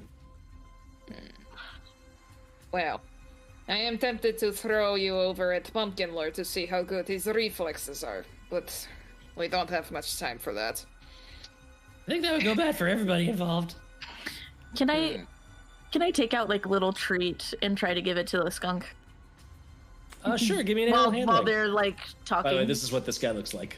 and being intimidating? Aw. Love him. Okay. This is a +0, so This will surely go well. 19 actually. 19. Hey! The skunk just nibbles up that little treat. Dude, I'll hand him another one and just like take it off his back and be like, oh, and I'll take this. You cannot take it off of it. He's wearing the skunk like as a backpack. It's like a full blown like suit. Oh, okay. I see it. Okay. Hey, Rufus likes you. Where? Yeah. So if he falls, I think it'll be fine. Where? Hey, fake painted, stupid named, kobold. Where'd you get that skunk? Hey, short, useless, not painted, stinky humanoid. I'll kill you dead. I got this skunk by searching through the brush for hours. Do you know how hard skunks are to catch? They really don't like to be caught. I hate this man. All right, that's fine. I hate you too. It's mutual, buddy. God, I'm gonna kill you. I'm gonna kill him dead. All I right. would listen if there was a folk song about your painful death. I'd listen to it on repeat. That's how much I hate you. Rowena, do you have any drinks, any liquids, or anything I can borrow for like maybe 30 seconds? I'll give them right back. No. You're my sponsor. What do you do for me? I'll hand him my water skin. I inhibit your intrusive thoughts. That's what I do for you as a sponsor. I'm moving you down to second tier, and I'm gonna dump. I couldn't care less. Yeah, you do. It's sad. I'm gonna dump the water all over the kobold. Okay, you dump the water over the kobold. Give me just a raw d20 roll. Yeah. It's gonna be a 17. 17. You do wash off like a little bit of the white. Yeah. Look at this nerd! He just painted himself! You're not part of the pale skins! Well, you're a dummy is what you are. I am part of the pale scales. Just, I just wanted to look the part. Yeah, real cool. Wow. That's neat. No one's A returning. lot cooler than basing your entire personality off of obnoxiousness and pumpkins. I'm hitting him. I'm gonna hit him. I put my hands up. You're gonna die today, son. And I doubt it. oh, I hate this man. If I die, I'm taking you with me. I promise.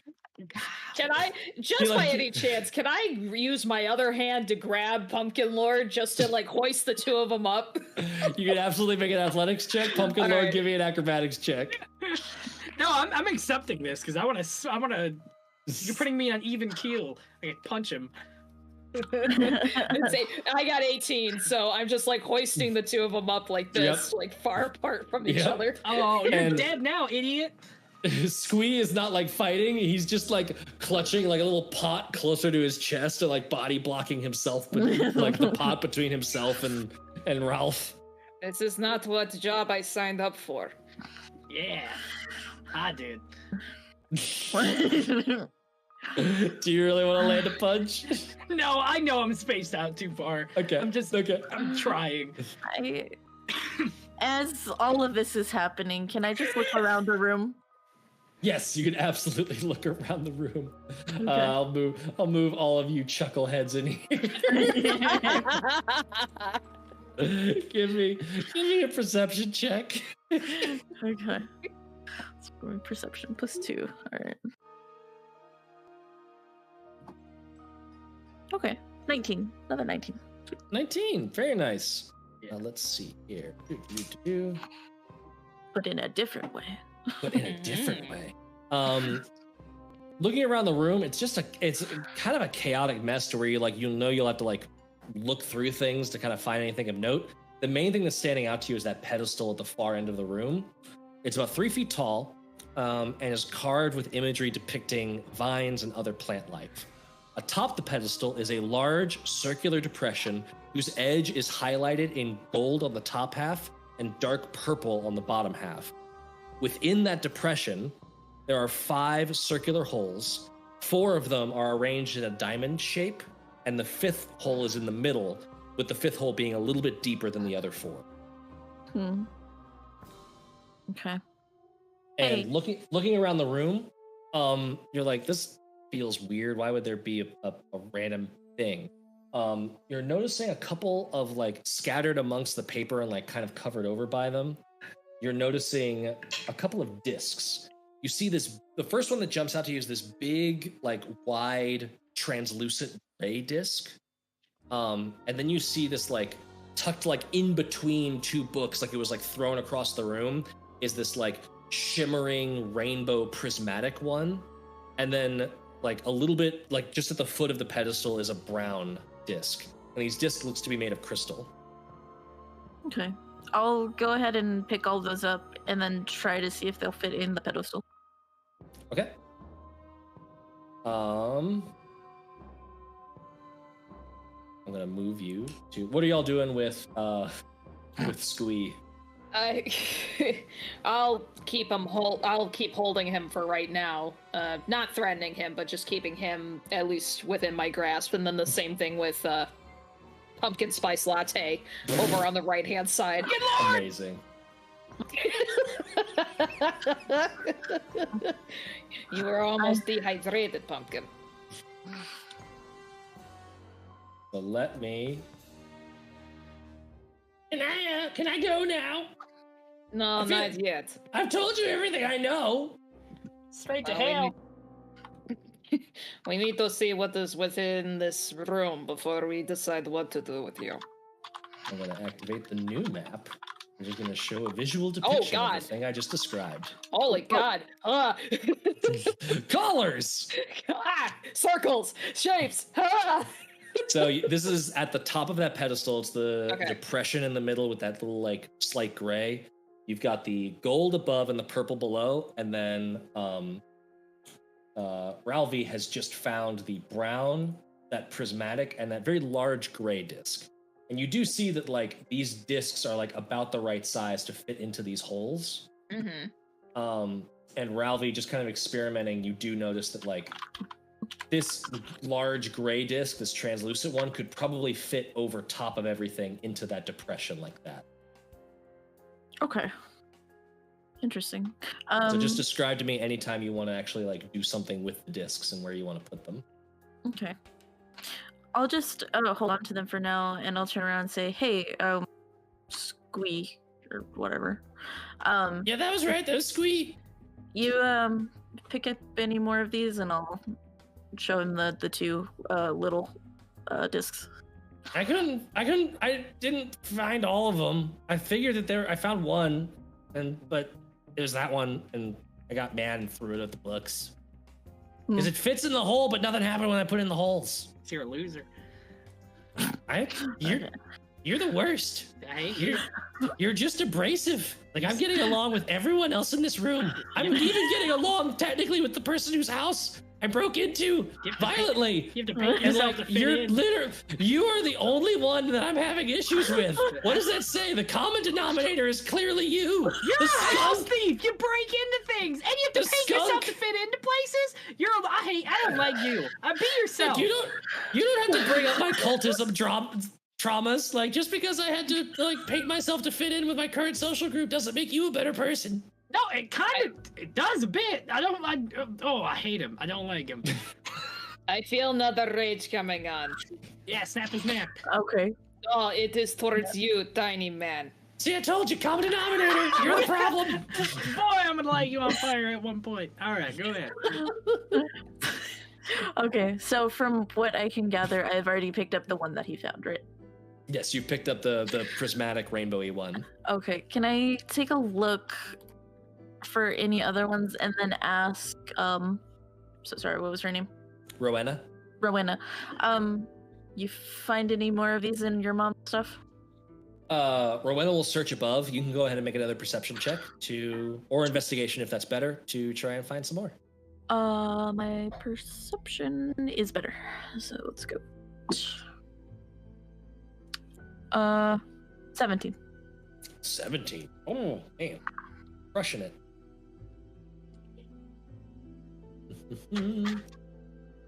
You are able to...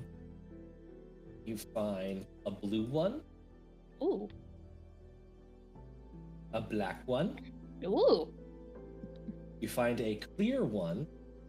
Ooh. And you find a green one. Ooh. Interesting. Mel, I love your reaction. Ooh.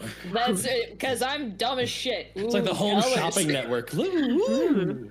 Ooh. I'm dumb as shit. I just see pretty colors.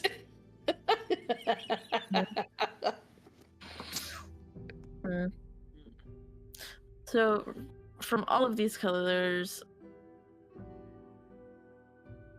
I think I'm gonna put the prismatic one in the middle. Okay. I'm gonna say any input would be appreciated, but you guys seem busy. You said the you said the middle one was deeper, right? The middle one is deeper, and like you click the prismatic one in, and like you can get it back out, like it's not like snug. Think, what's your passive investigation? Great. Mine's 11. 11. You think probably 3 discs could fit in that central hole, whereas the 4 that are in a diamond shape can only fit 1. Interesting. So 3 and then 1. See, it's not so easy. You're making fun of me, but it's like you put the thing in, and you're like, oh, no reaction, no information. That's difficult. You're a real good help. We like you. I mean, I've literally provided you more information than you had when you started, so be grateful. You also broke into someone's home. Yeah, I regret that action deeply. You seem like it. I don't know. From what you've said, does it seem like we're missing one? Yes, it does. Okay. Has Rowena come back yet? Rowena comes back. There's nothing up above.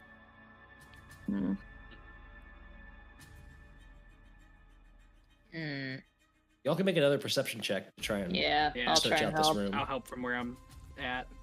Okay. I got a dirty 20. Dirty 20, you are able to find the last disc. You find a red one. A red one. And at that point, you are confident that this is all the discs that are in the room. Okay, sweet. Then I think I'll take the rainbow one out. Choo. Prismatic. 1,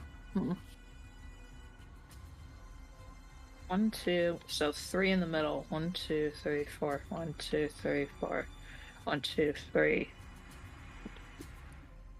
Do you think it would be like all the solid colors on the 4 corners, and then it would be like the black, the clear, and the prism in the center? What I was thinking. Maybe.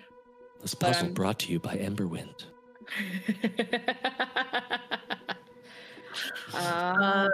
You can definitely try that.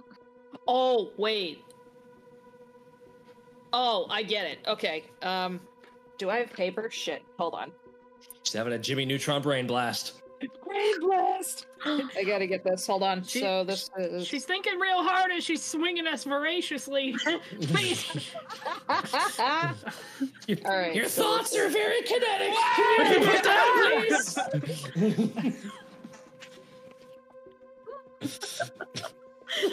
Think about that. I'm so sorry. Okay. Let's see. What if we looked over there? Can while she's doing that and we're swinging, can I minor illusion what I think Terazul would look like, but like cartoony and stupid and real small, like in front of us? Sure.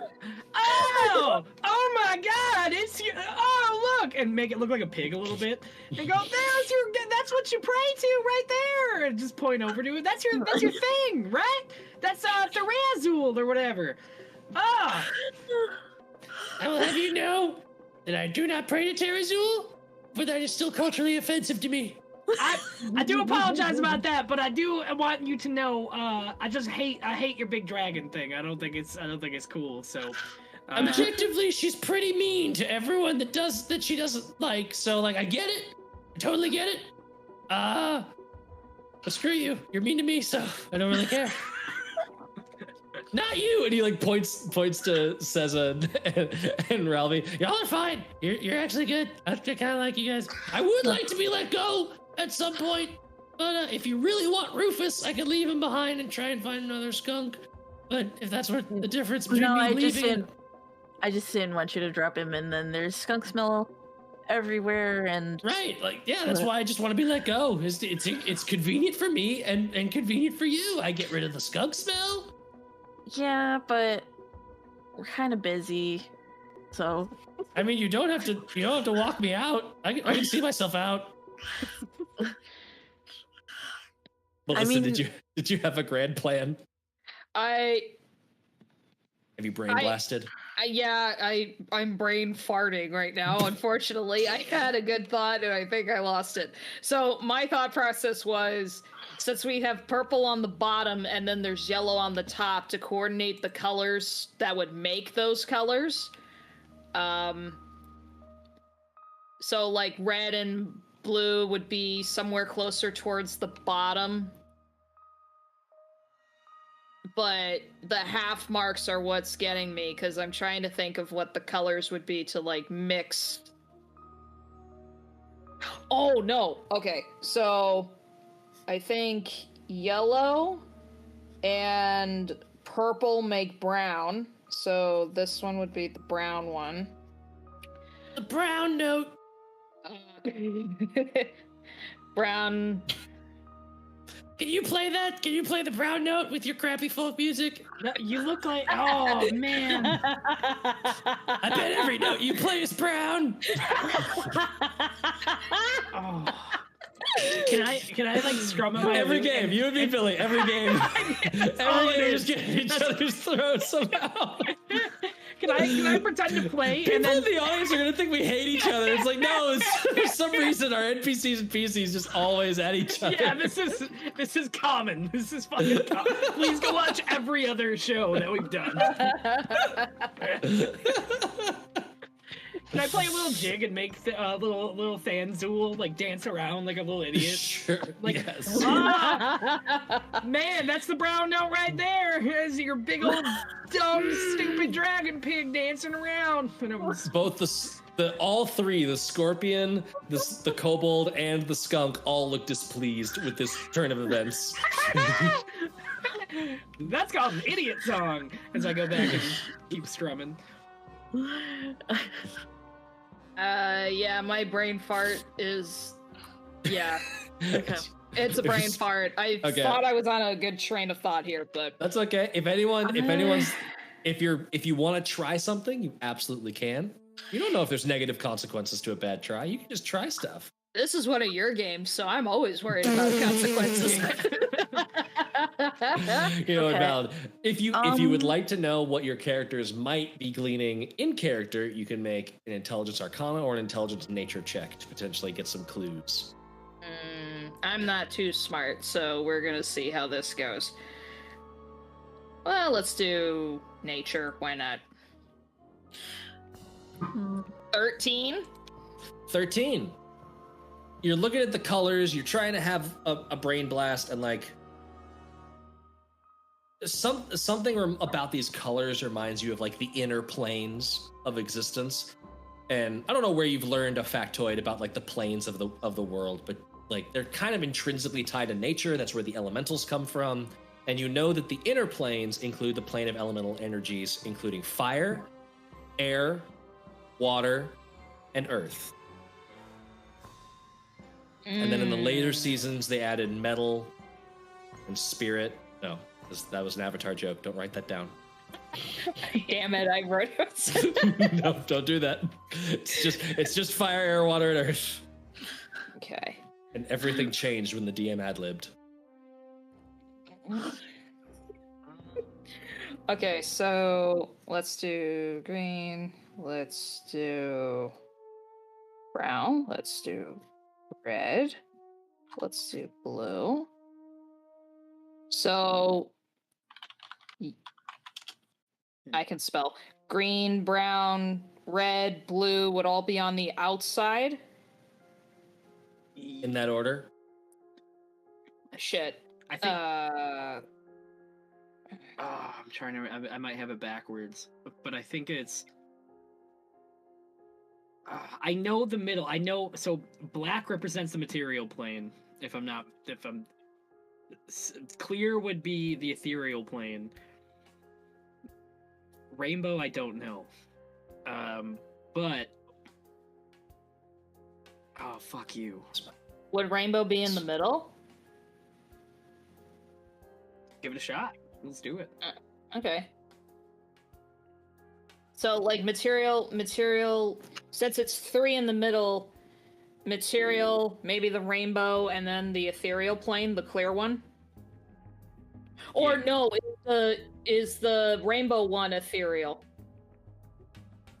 Well, I think I don't know, because I know the clear in my head. Ethereal would be the clear because it would be like transparent. Okay. But remember, it we could be also wrong. have the big one. Yeah, we do. That is We do also have clear. that one too.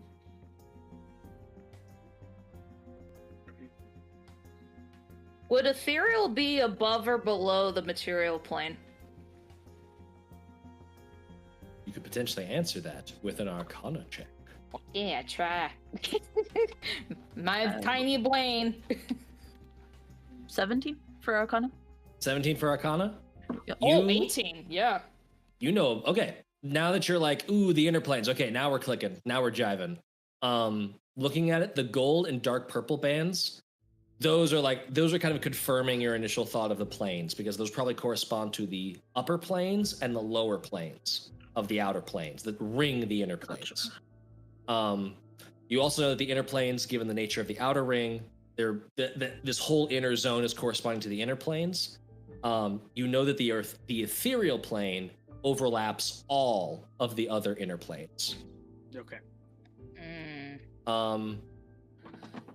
The other 2 clues that you get, because you roll super high, the material plane has 2 echo planes: the Shadowfell, the land of death and emptiness, and the Feywild, the land of untamed life and emotion.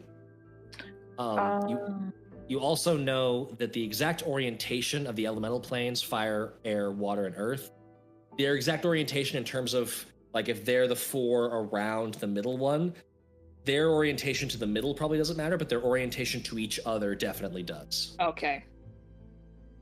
I would move the blue above the red and the green where the blue is. Yep. And then I think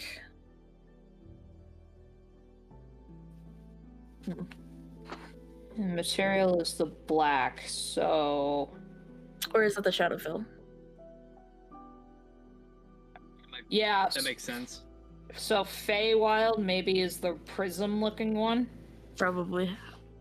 So maybe it's black, the gray, and then the prism? Yeah. Let's give it a shot. Yeah, Like black, and then this clear one. crystal one, and then the shiny Mhm. one on top. Right. Mhm. And then the clear one over all of that. You click the large clear disc into place, and it like immediately starts to rattle, and all of the discs go flying out of the pendulum. Now I get to roll attack rolls. No, What? At Pumpkin Lord, that is going to be a 12 to hit.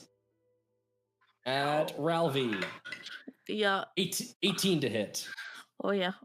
At Seza, that is a 12 to hit. Nope. And at Squee, that is a 15 to hit. That will hit, I think. So, Oh no. Ralvi, you take 4 force damage, and Squee takes 2 force damage. Oh, you hit me too, Matt. Oh, I hit you too? Yeah. Oh, you take 5 force damage. I hope this kills you.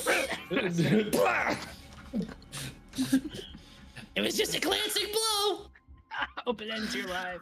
just like that time I met your mom. What'd you say about my mama? And I'm gonna start like. Oh! Okay.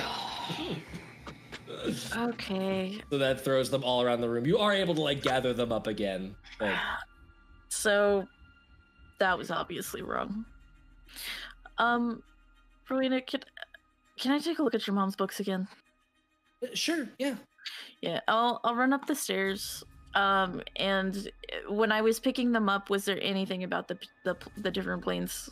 Give me That I would've remembered. give me an Arcana check with advantage. Now that you got those books to help out. Okay. Let's grab this one. 18. The theory was sound. You basically, like, your idea was correct. If the discs that you picked and associated with the different planes had been correct, that was the correct solution. The problem was that you're guessing that, like, okay, our colors are off somewhere. Okay. So rethink which ones are going towards which plane. And I will say that that was a good enough check to know, and I know that this is very stumpy. The one that's prismatic, you're thinking that is most likely meant to represent the material plane, because that's where all of the planes converge and overlap. So that's where everything's kind of combining. Okay. You did indeed need to tell us, because we as a group are stupid.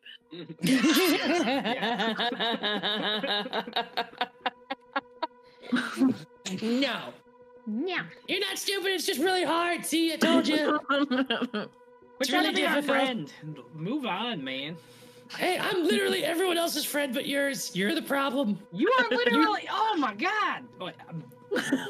I'm tempted to just clash the two of them so they bonk heads to get them to shut up. If you'd like to do that, you totally can. Yes, please. But right as you do that, can I also mind your illusion and go, oh, it's me, Viserys. You're our favorite. I'm the one who sent you on this mission. I'm a big nerd. And then go ahead and go for it. What would that be? Make just a strength check. All right. That's a 16. 16. Okay. All right. If it's a 1-2, it's on Squee. If it's a 3-4, it's on Seza. If it's a 5-6, it's on Pumpkin Lord. Yep. Seza, you smash them together. Squee and Ralph both take 1 point of bludgeoning damage, and the little like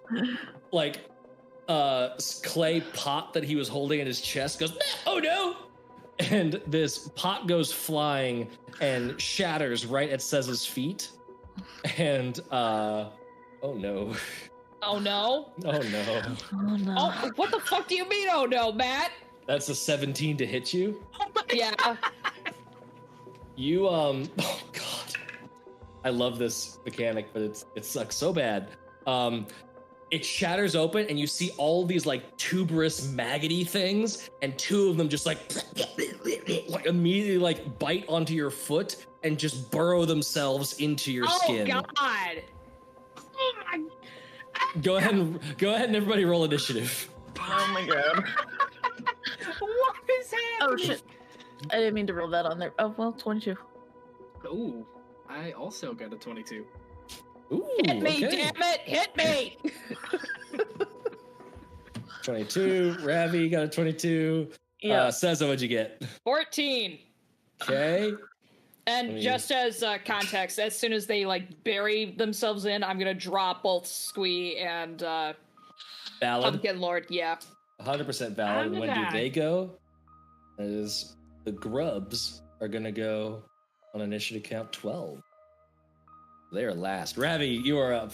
You saw this clay pot shatter, and these grubs. There's just this mound of.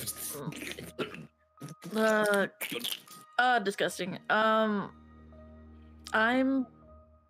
guess I'm gonna just try to hit them with my dagger.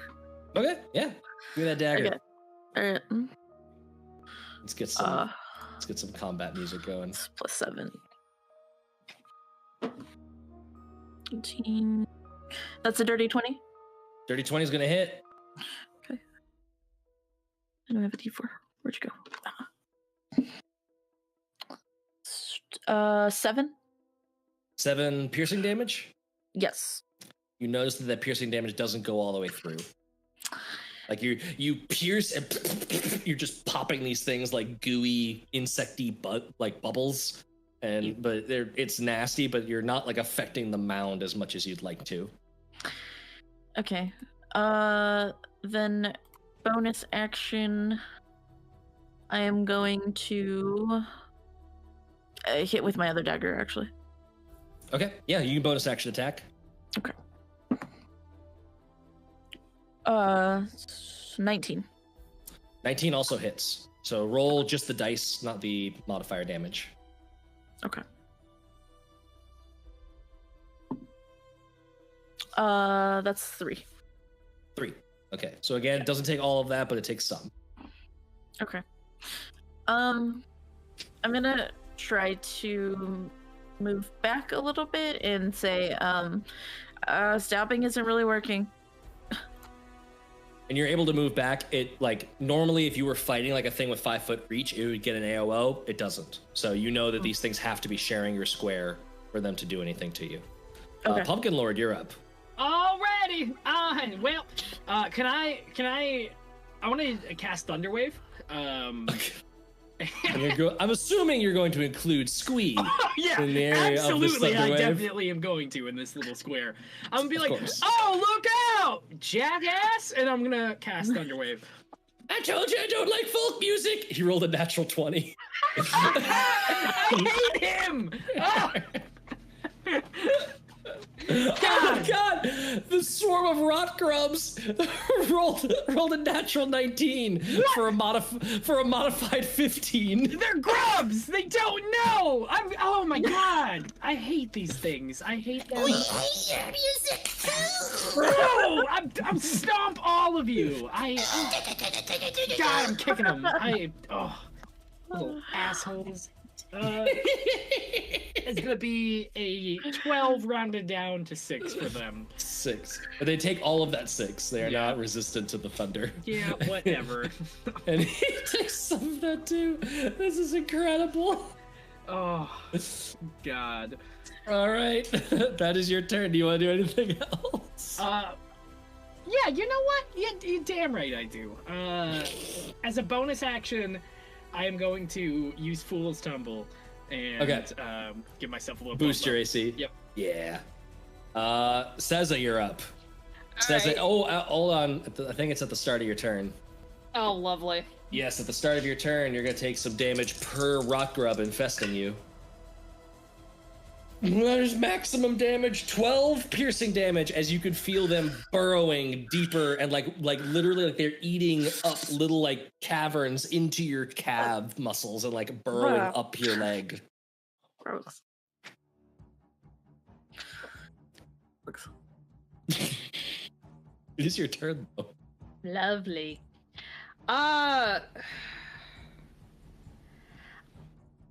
I'm gonna have to do an unarmed strike at my own calves, I think, to try and kill these fucking things. Yeah, so we're gonna do that for the action. That's a 17 to hit. 17 to hit. Go ahead and do some damage. So it's just strength 1 plus your strength modifier. Yeah, so it's just straight up 5. Okay, so you deal 5 points of damage to yourself. Yeah. And like you claw and like you punch to try and like squish the bugs that are inside of you, and you could tell that like the pain is still there. It's not working. If I tell you how to fix it, will you let me go? Yes. He's like giving a strong look to Pumpkin Lord. I won't kill you, but I despise you greatly. Fair trade. Fire! Fire help! Fire stops them! Alright, just to prepare for the fire, I am going to rage so that I don't die. Yep, that's fair. And then that's it for me, so. Okay. Just Squeeze turn. Squeeze just fucking booking it. Squeeze out of that room. So if you want to AOO and potentially start something, you can, but otherwise he's just leaving. I'm more preoccupied with certain things, so. Yep, that's valid. Squeeze. Remember, fire on the wound. Good luck. Bye. And Squee is out of the house. That takes us to the grub's turn. Oh no.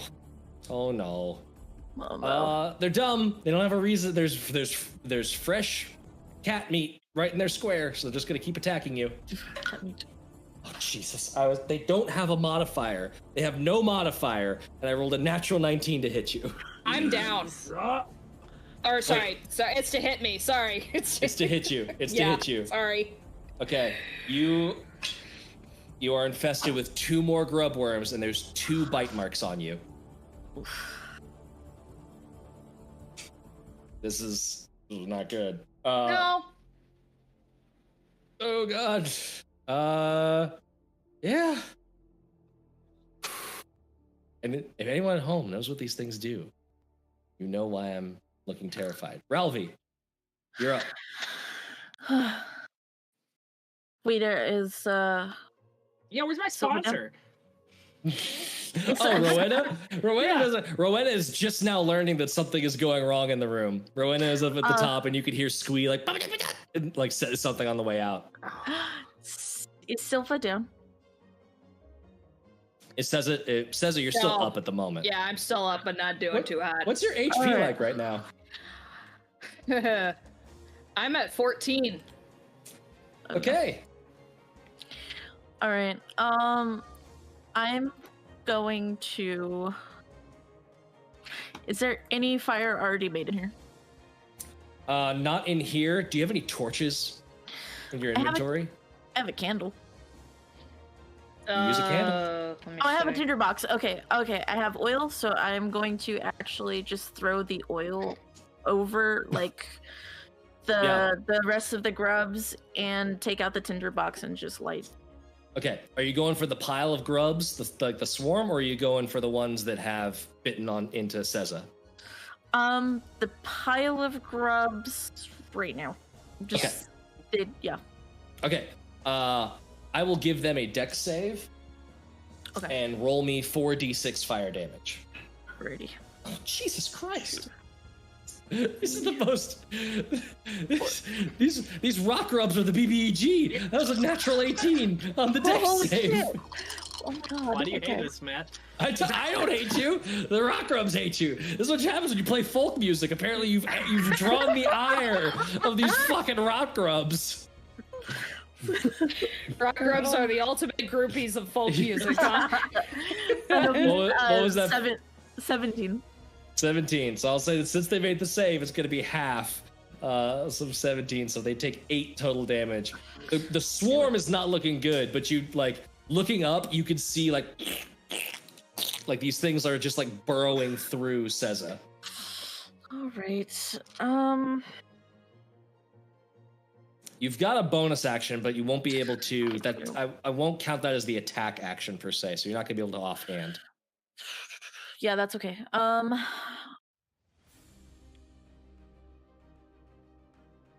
no. God, what can I do? And this is all because I wanted them to shut up.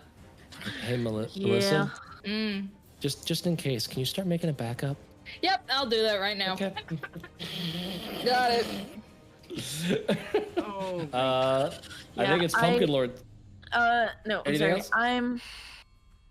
God damn it. Okay. Is it a bonus action to give somebody else a potion of healing? Yes. Oh, no, it's not. It's an action to feed somebody else a potion. A bonus action for yourself. Bonus action for yourself. Yes, I'll allow that.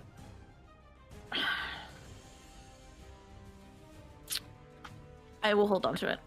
Okay. But I will back up further. Okay. Yes. Fair. Valid. Pumpkin Lord. I am going to use my. I will say that there is an open flame now at your disposal. Like the grubs that have already lit on fire, there's an open flame that you could be using for whatever solutioning you're doing. Okay. I am going to first play my song "Hey There, Mariah" as I'm beating out. I'm like, "Hey there, Mariah," and then I'm pointing out to you, and I'm going to cast Cure Wounds. This says, because I do have Cure Wounds. Thank you. And Nice. Healing Word, because I'm not an asshole, but I'm not using it. But You're right there, so you can give them the bigger healer. Yeah. so it's going to be, it's going to be 8 points altogether of. Thank you. No problem. And as bonus action, can I just like use my loot and fan the flames towards Seza? I love it. I love this attempt. Give me a sleight of hand check, and it's going to be against Seza's AC. Oh, 14 plus 2, 16. It beats mine. Okay, that does 1 fire damage to you, Seza. Okay. But it does. You're able to expose one of those wounds to enough fire damage that you could burn off the grubs in there. Because she had 2 wounds, each with 2 grubs infesting, I was going to roll 4d6 at the start of her turn to see how much damage she took. But you've reduced that by 2d6. Oh my god. Thank you. I love you, Billy. I got you back, homie. I'll miss you. This is gonna be rough. Okay. I'm still gonna make a second one just to be on the safe side. That's another 6 piercing damage. Okay. Oh Which you are resistant to now. Yeah, so that'd be 3. 3 okay, total. Good. Okay, so you were Good thing probably I- fine no matter what because of the rage, but Oh my god. Get angry, kids. It Yeah. reduces the damage more. Seza, what would you like to do with your turn? Is there a way for me to? The fire is still going. I take it. The fire's still going. I'd say that you've maybe got one more use out of it because it's not proper kindling. It's just Okay. oil on top of a pile of mushy bug. Is there a way I could just replicate what Pumpkin Lord did, where it's I take my other wound and I kind of expose it to the flame to try and kill the others? Okay. Yeah, you could I'm gonna totally do just that. press yourself down into the open flame. So I'm take gonna do that. another point of fire damage, but you're Okay. able to stem the tide of damage there. Okay. Okay. Now I'm gonna say that's your action. I don't think you have any other bonus actions, correct? Not really much at this point, no. Okay. For the lulls, I'm gonna say that in blowing that flame, you've kicked up some of the grubs onto your loot, and now the grubs are going to attack you, Mr. Bard. Oh, what the hell? Bang, bang, bang. I rolled a 3. You're fine. They do not hit, and y'all are able to clean up the rest of the bugs in swift order. Okay. They only have 4 hit points left. You're gonna get rid of them. Oh my gosh, y'all. I hate That bugs. Ugh. Any creature that is reduced to 0 hit points while they are infected by the bugs, the rock grubs burrow into its heart and kill it. Jesus, man. Holy shit. God. Oh, I'm gonna kill Squeak. Fuck it. Squeeze out in the world Okay. now. Squeeze running, baby. Squeeze got a whole new lease on life. Yeah, he's better. Oh man. Okay. So how about that puzzle? Fuck the puzzle. I Fuck just- the grubs. Fuck pumpkins. Fuck fall. Fuck Halloween. Fuck How everything. dare you? I just came to look at the pumpkins. What happened? We should let this town burn. All I'm saying. I hate this place. Okay, but I do want to figure out this puzzle because it's bothering me as much as it's bothering Rob. So Amazing. Rowena comes down through the commotion, oh, sorry. I did when I was looking for the crystal pieces earlier. I did find these. And she hands you 2 potions of healing. Thank that you, were- God. They were upstairs, thank hidden fuck. amongst Okay. Brie Ember Blossom's trinkets. Oh my Okay. God, thank you. And two potions, just 2 potions of regular healing. Just 2 regular old potions of healing. I am Billy, don't shake your head. I'll take them away. I'll shove you down the stairs, Rowena. I don't care. You just hid the entire time. Can I didn't hide. I grab- didn't know what was going on. Can I grab one of them, please? Yes. Thank you. I'll take mine that I have already. Yeah, if y'all want to heal, if you want to use them, you can. You can yeah. also take a short rest as part of figuring out the rest of this puzzle. Now that Squee is gone, there's no active threat unless y'all just go ham and smash these discs in any willy-nilly order and take more Hopefully bumping not. around the room damage. All right, let's. I vote for short rest here. I do too. Me too. Let's save the potions of healing for later. So I don't think you have Song of Rest yet, right? I think do. it's level 5 I or do. something. Oh, you do? Yeah. Nice. Yep. So everyone heals an extra D6 on top of that. Yep. oh On whatever sweet. your hit dice are. as I lullaby you all as you're just kind of. Now that Squee is gone, Wait, there's no one shit. to object to the music choices. Hey there, Mariah. What's it Whoa. like in Faerun City? Let's do one more. I gotta do this again. Yeah.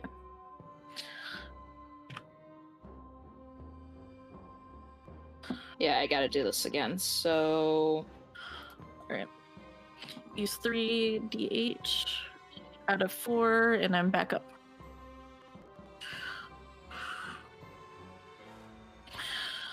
Oh, you look like you're saying something, Matt.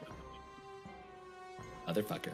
I was saying that we could probably timestamp this and like cut out the dice rolling for short rest. Yeah. Do we want to also take an IRL bio break and We can. That would be also great. do we want to split this up into 2, or do we want to just keep going?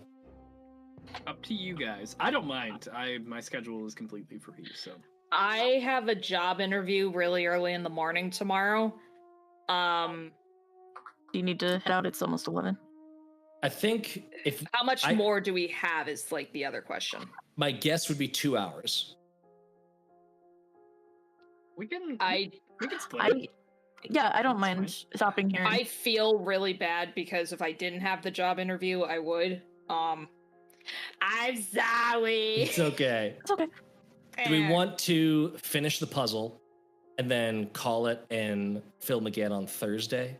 Yeah, Is that that's to fine. finish it off? I'm cool with that. So, yeah, Thursday I have Star Wars until 8, so I can do Star Wars after 8 o'clock EST time. That's right. Star Wars is normally 8. But If I mean, I don't mind starting that late, but that's I don't either. I don't have anything to do, so Yeah. okay, I can also start that late. Okay. We shouldn't have as much tech prep to do theoretically. Yeah. No, like nothing. Okay. Cool. Let's finish. Let's do a quick finish of the puzzle, and then we'll cut to break. Okay. So- if we're smart enough to figure this out. Y'all are so close. It's just the colors that you have mismatched, and then we're good to go. Okay. I'm gonna cut that out So- and pretend we solved it. So Yep.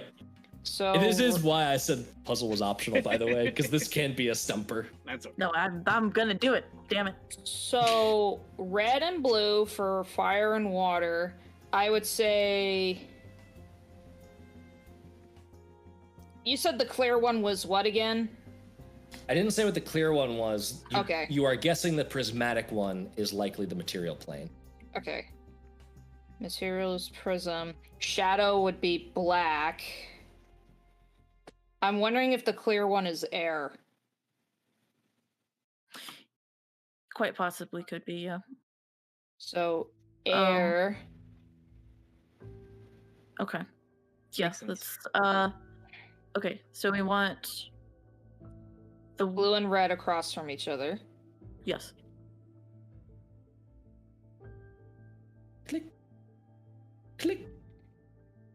And then brown and clear across from those. Click. Yes. Click. And then black, prismatic, green.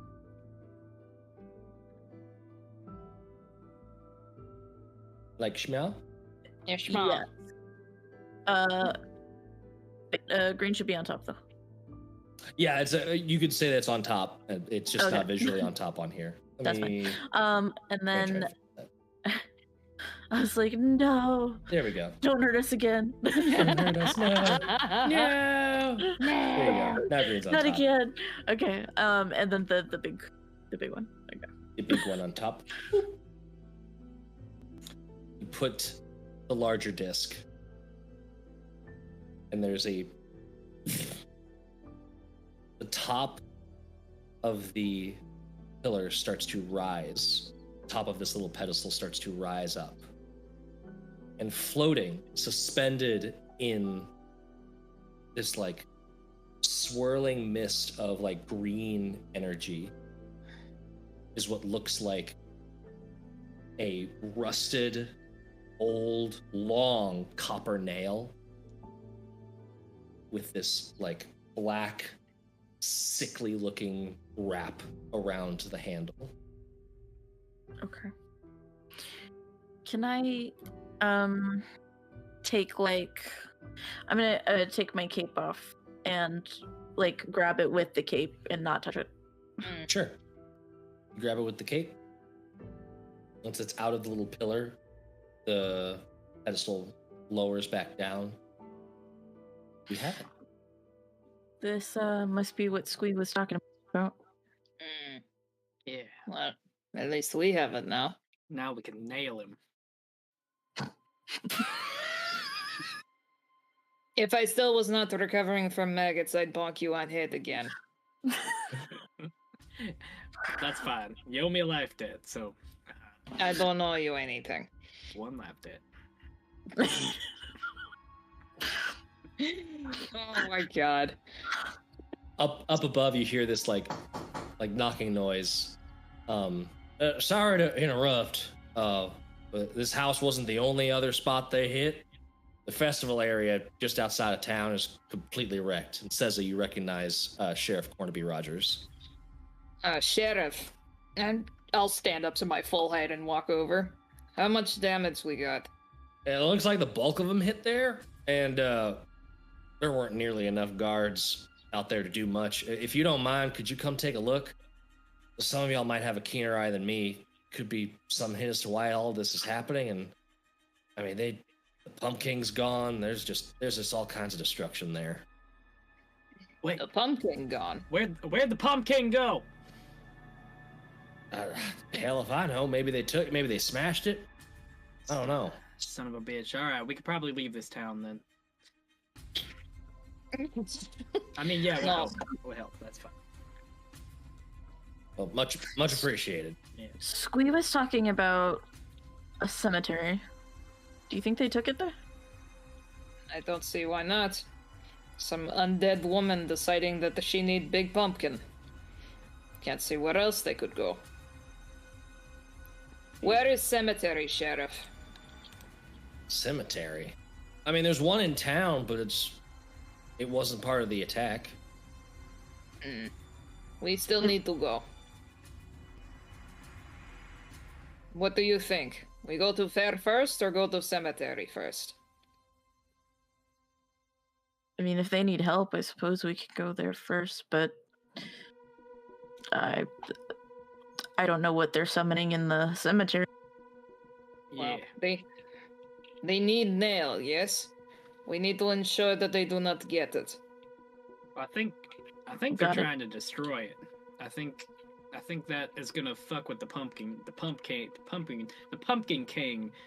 That thing. Yes. I think I might have hit you on head too hard with Squee. Absolutely. I am feeling the ramifications real bad.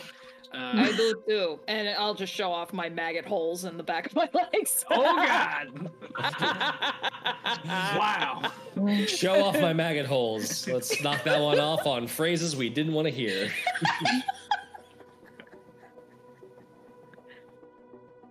Well, I mean, I can have you pass by the cemetery if you want. Where'd you want to go? As far as we can tell, there's no kobolds left in town. Okay, if we can just go by the cemetery just to see if there's anything going on, if there's not, right to fairgrounds. Sure. And he quickly leads you through town. You go past the cemetery, and while there's like a couple of people there, and you can see some decorations in preparation for solstice, there's no signs of a giant pumpkin. There's no signs of kobolds. It's just people, and it's mostly deserted at the moment. Okay. Heading to the outside of town, towards the festival grounds. Looking around, you can see that this whole place was set up for the festival, and all of these platforms and daises and all these like display cases for where all of this produce would have been shown. All of these small stages are now destroyed and burnt. Banners and decorations litter the ground, torn and burnt by the recent attacks. The largest of these stages is in complete shambles. The front has been demolished, with the platform caved in, sloping towards the ground. And looking at the ground, you can actually see like the marks of something being dragged and rolled across the ground. Mm. Big away enough in the- to be a pumpkin. Big enough would be a pumpkin. Son of a bitch. Oh. They definitely took it. I'll kill him. Away in the distance, the party doesn't see this, but we do, as the camera pans over the fields, and we see a group of kobolds, some pure white scale, some painted scale, all quickly pushing this giant pumpkin into a valley as the sun begins to set and the air grows cold. And that's where we're going to take our break.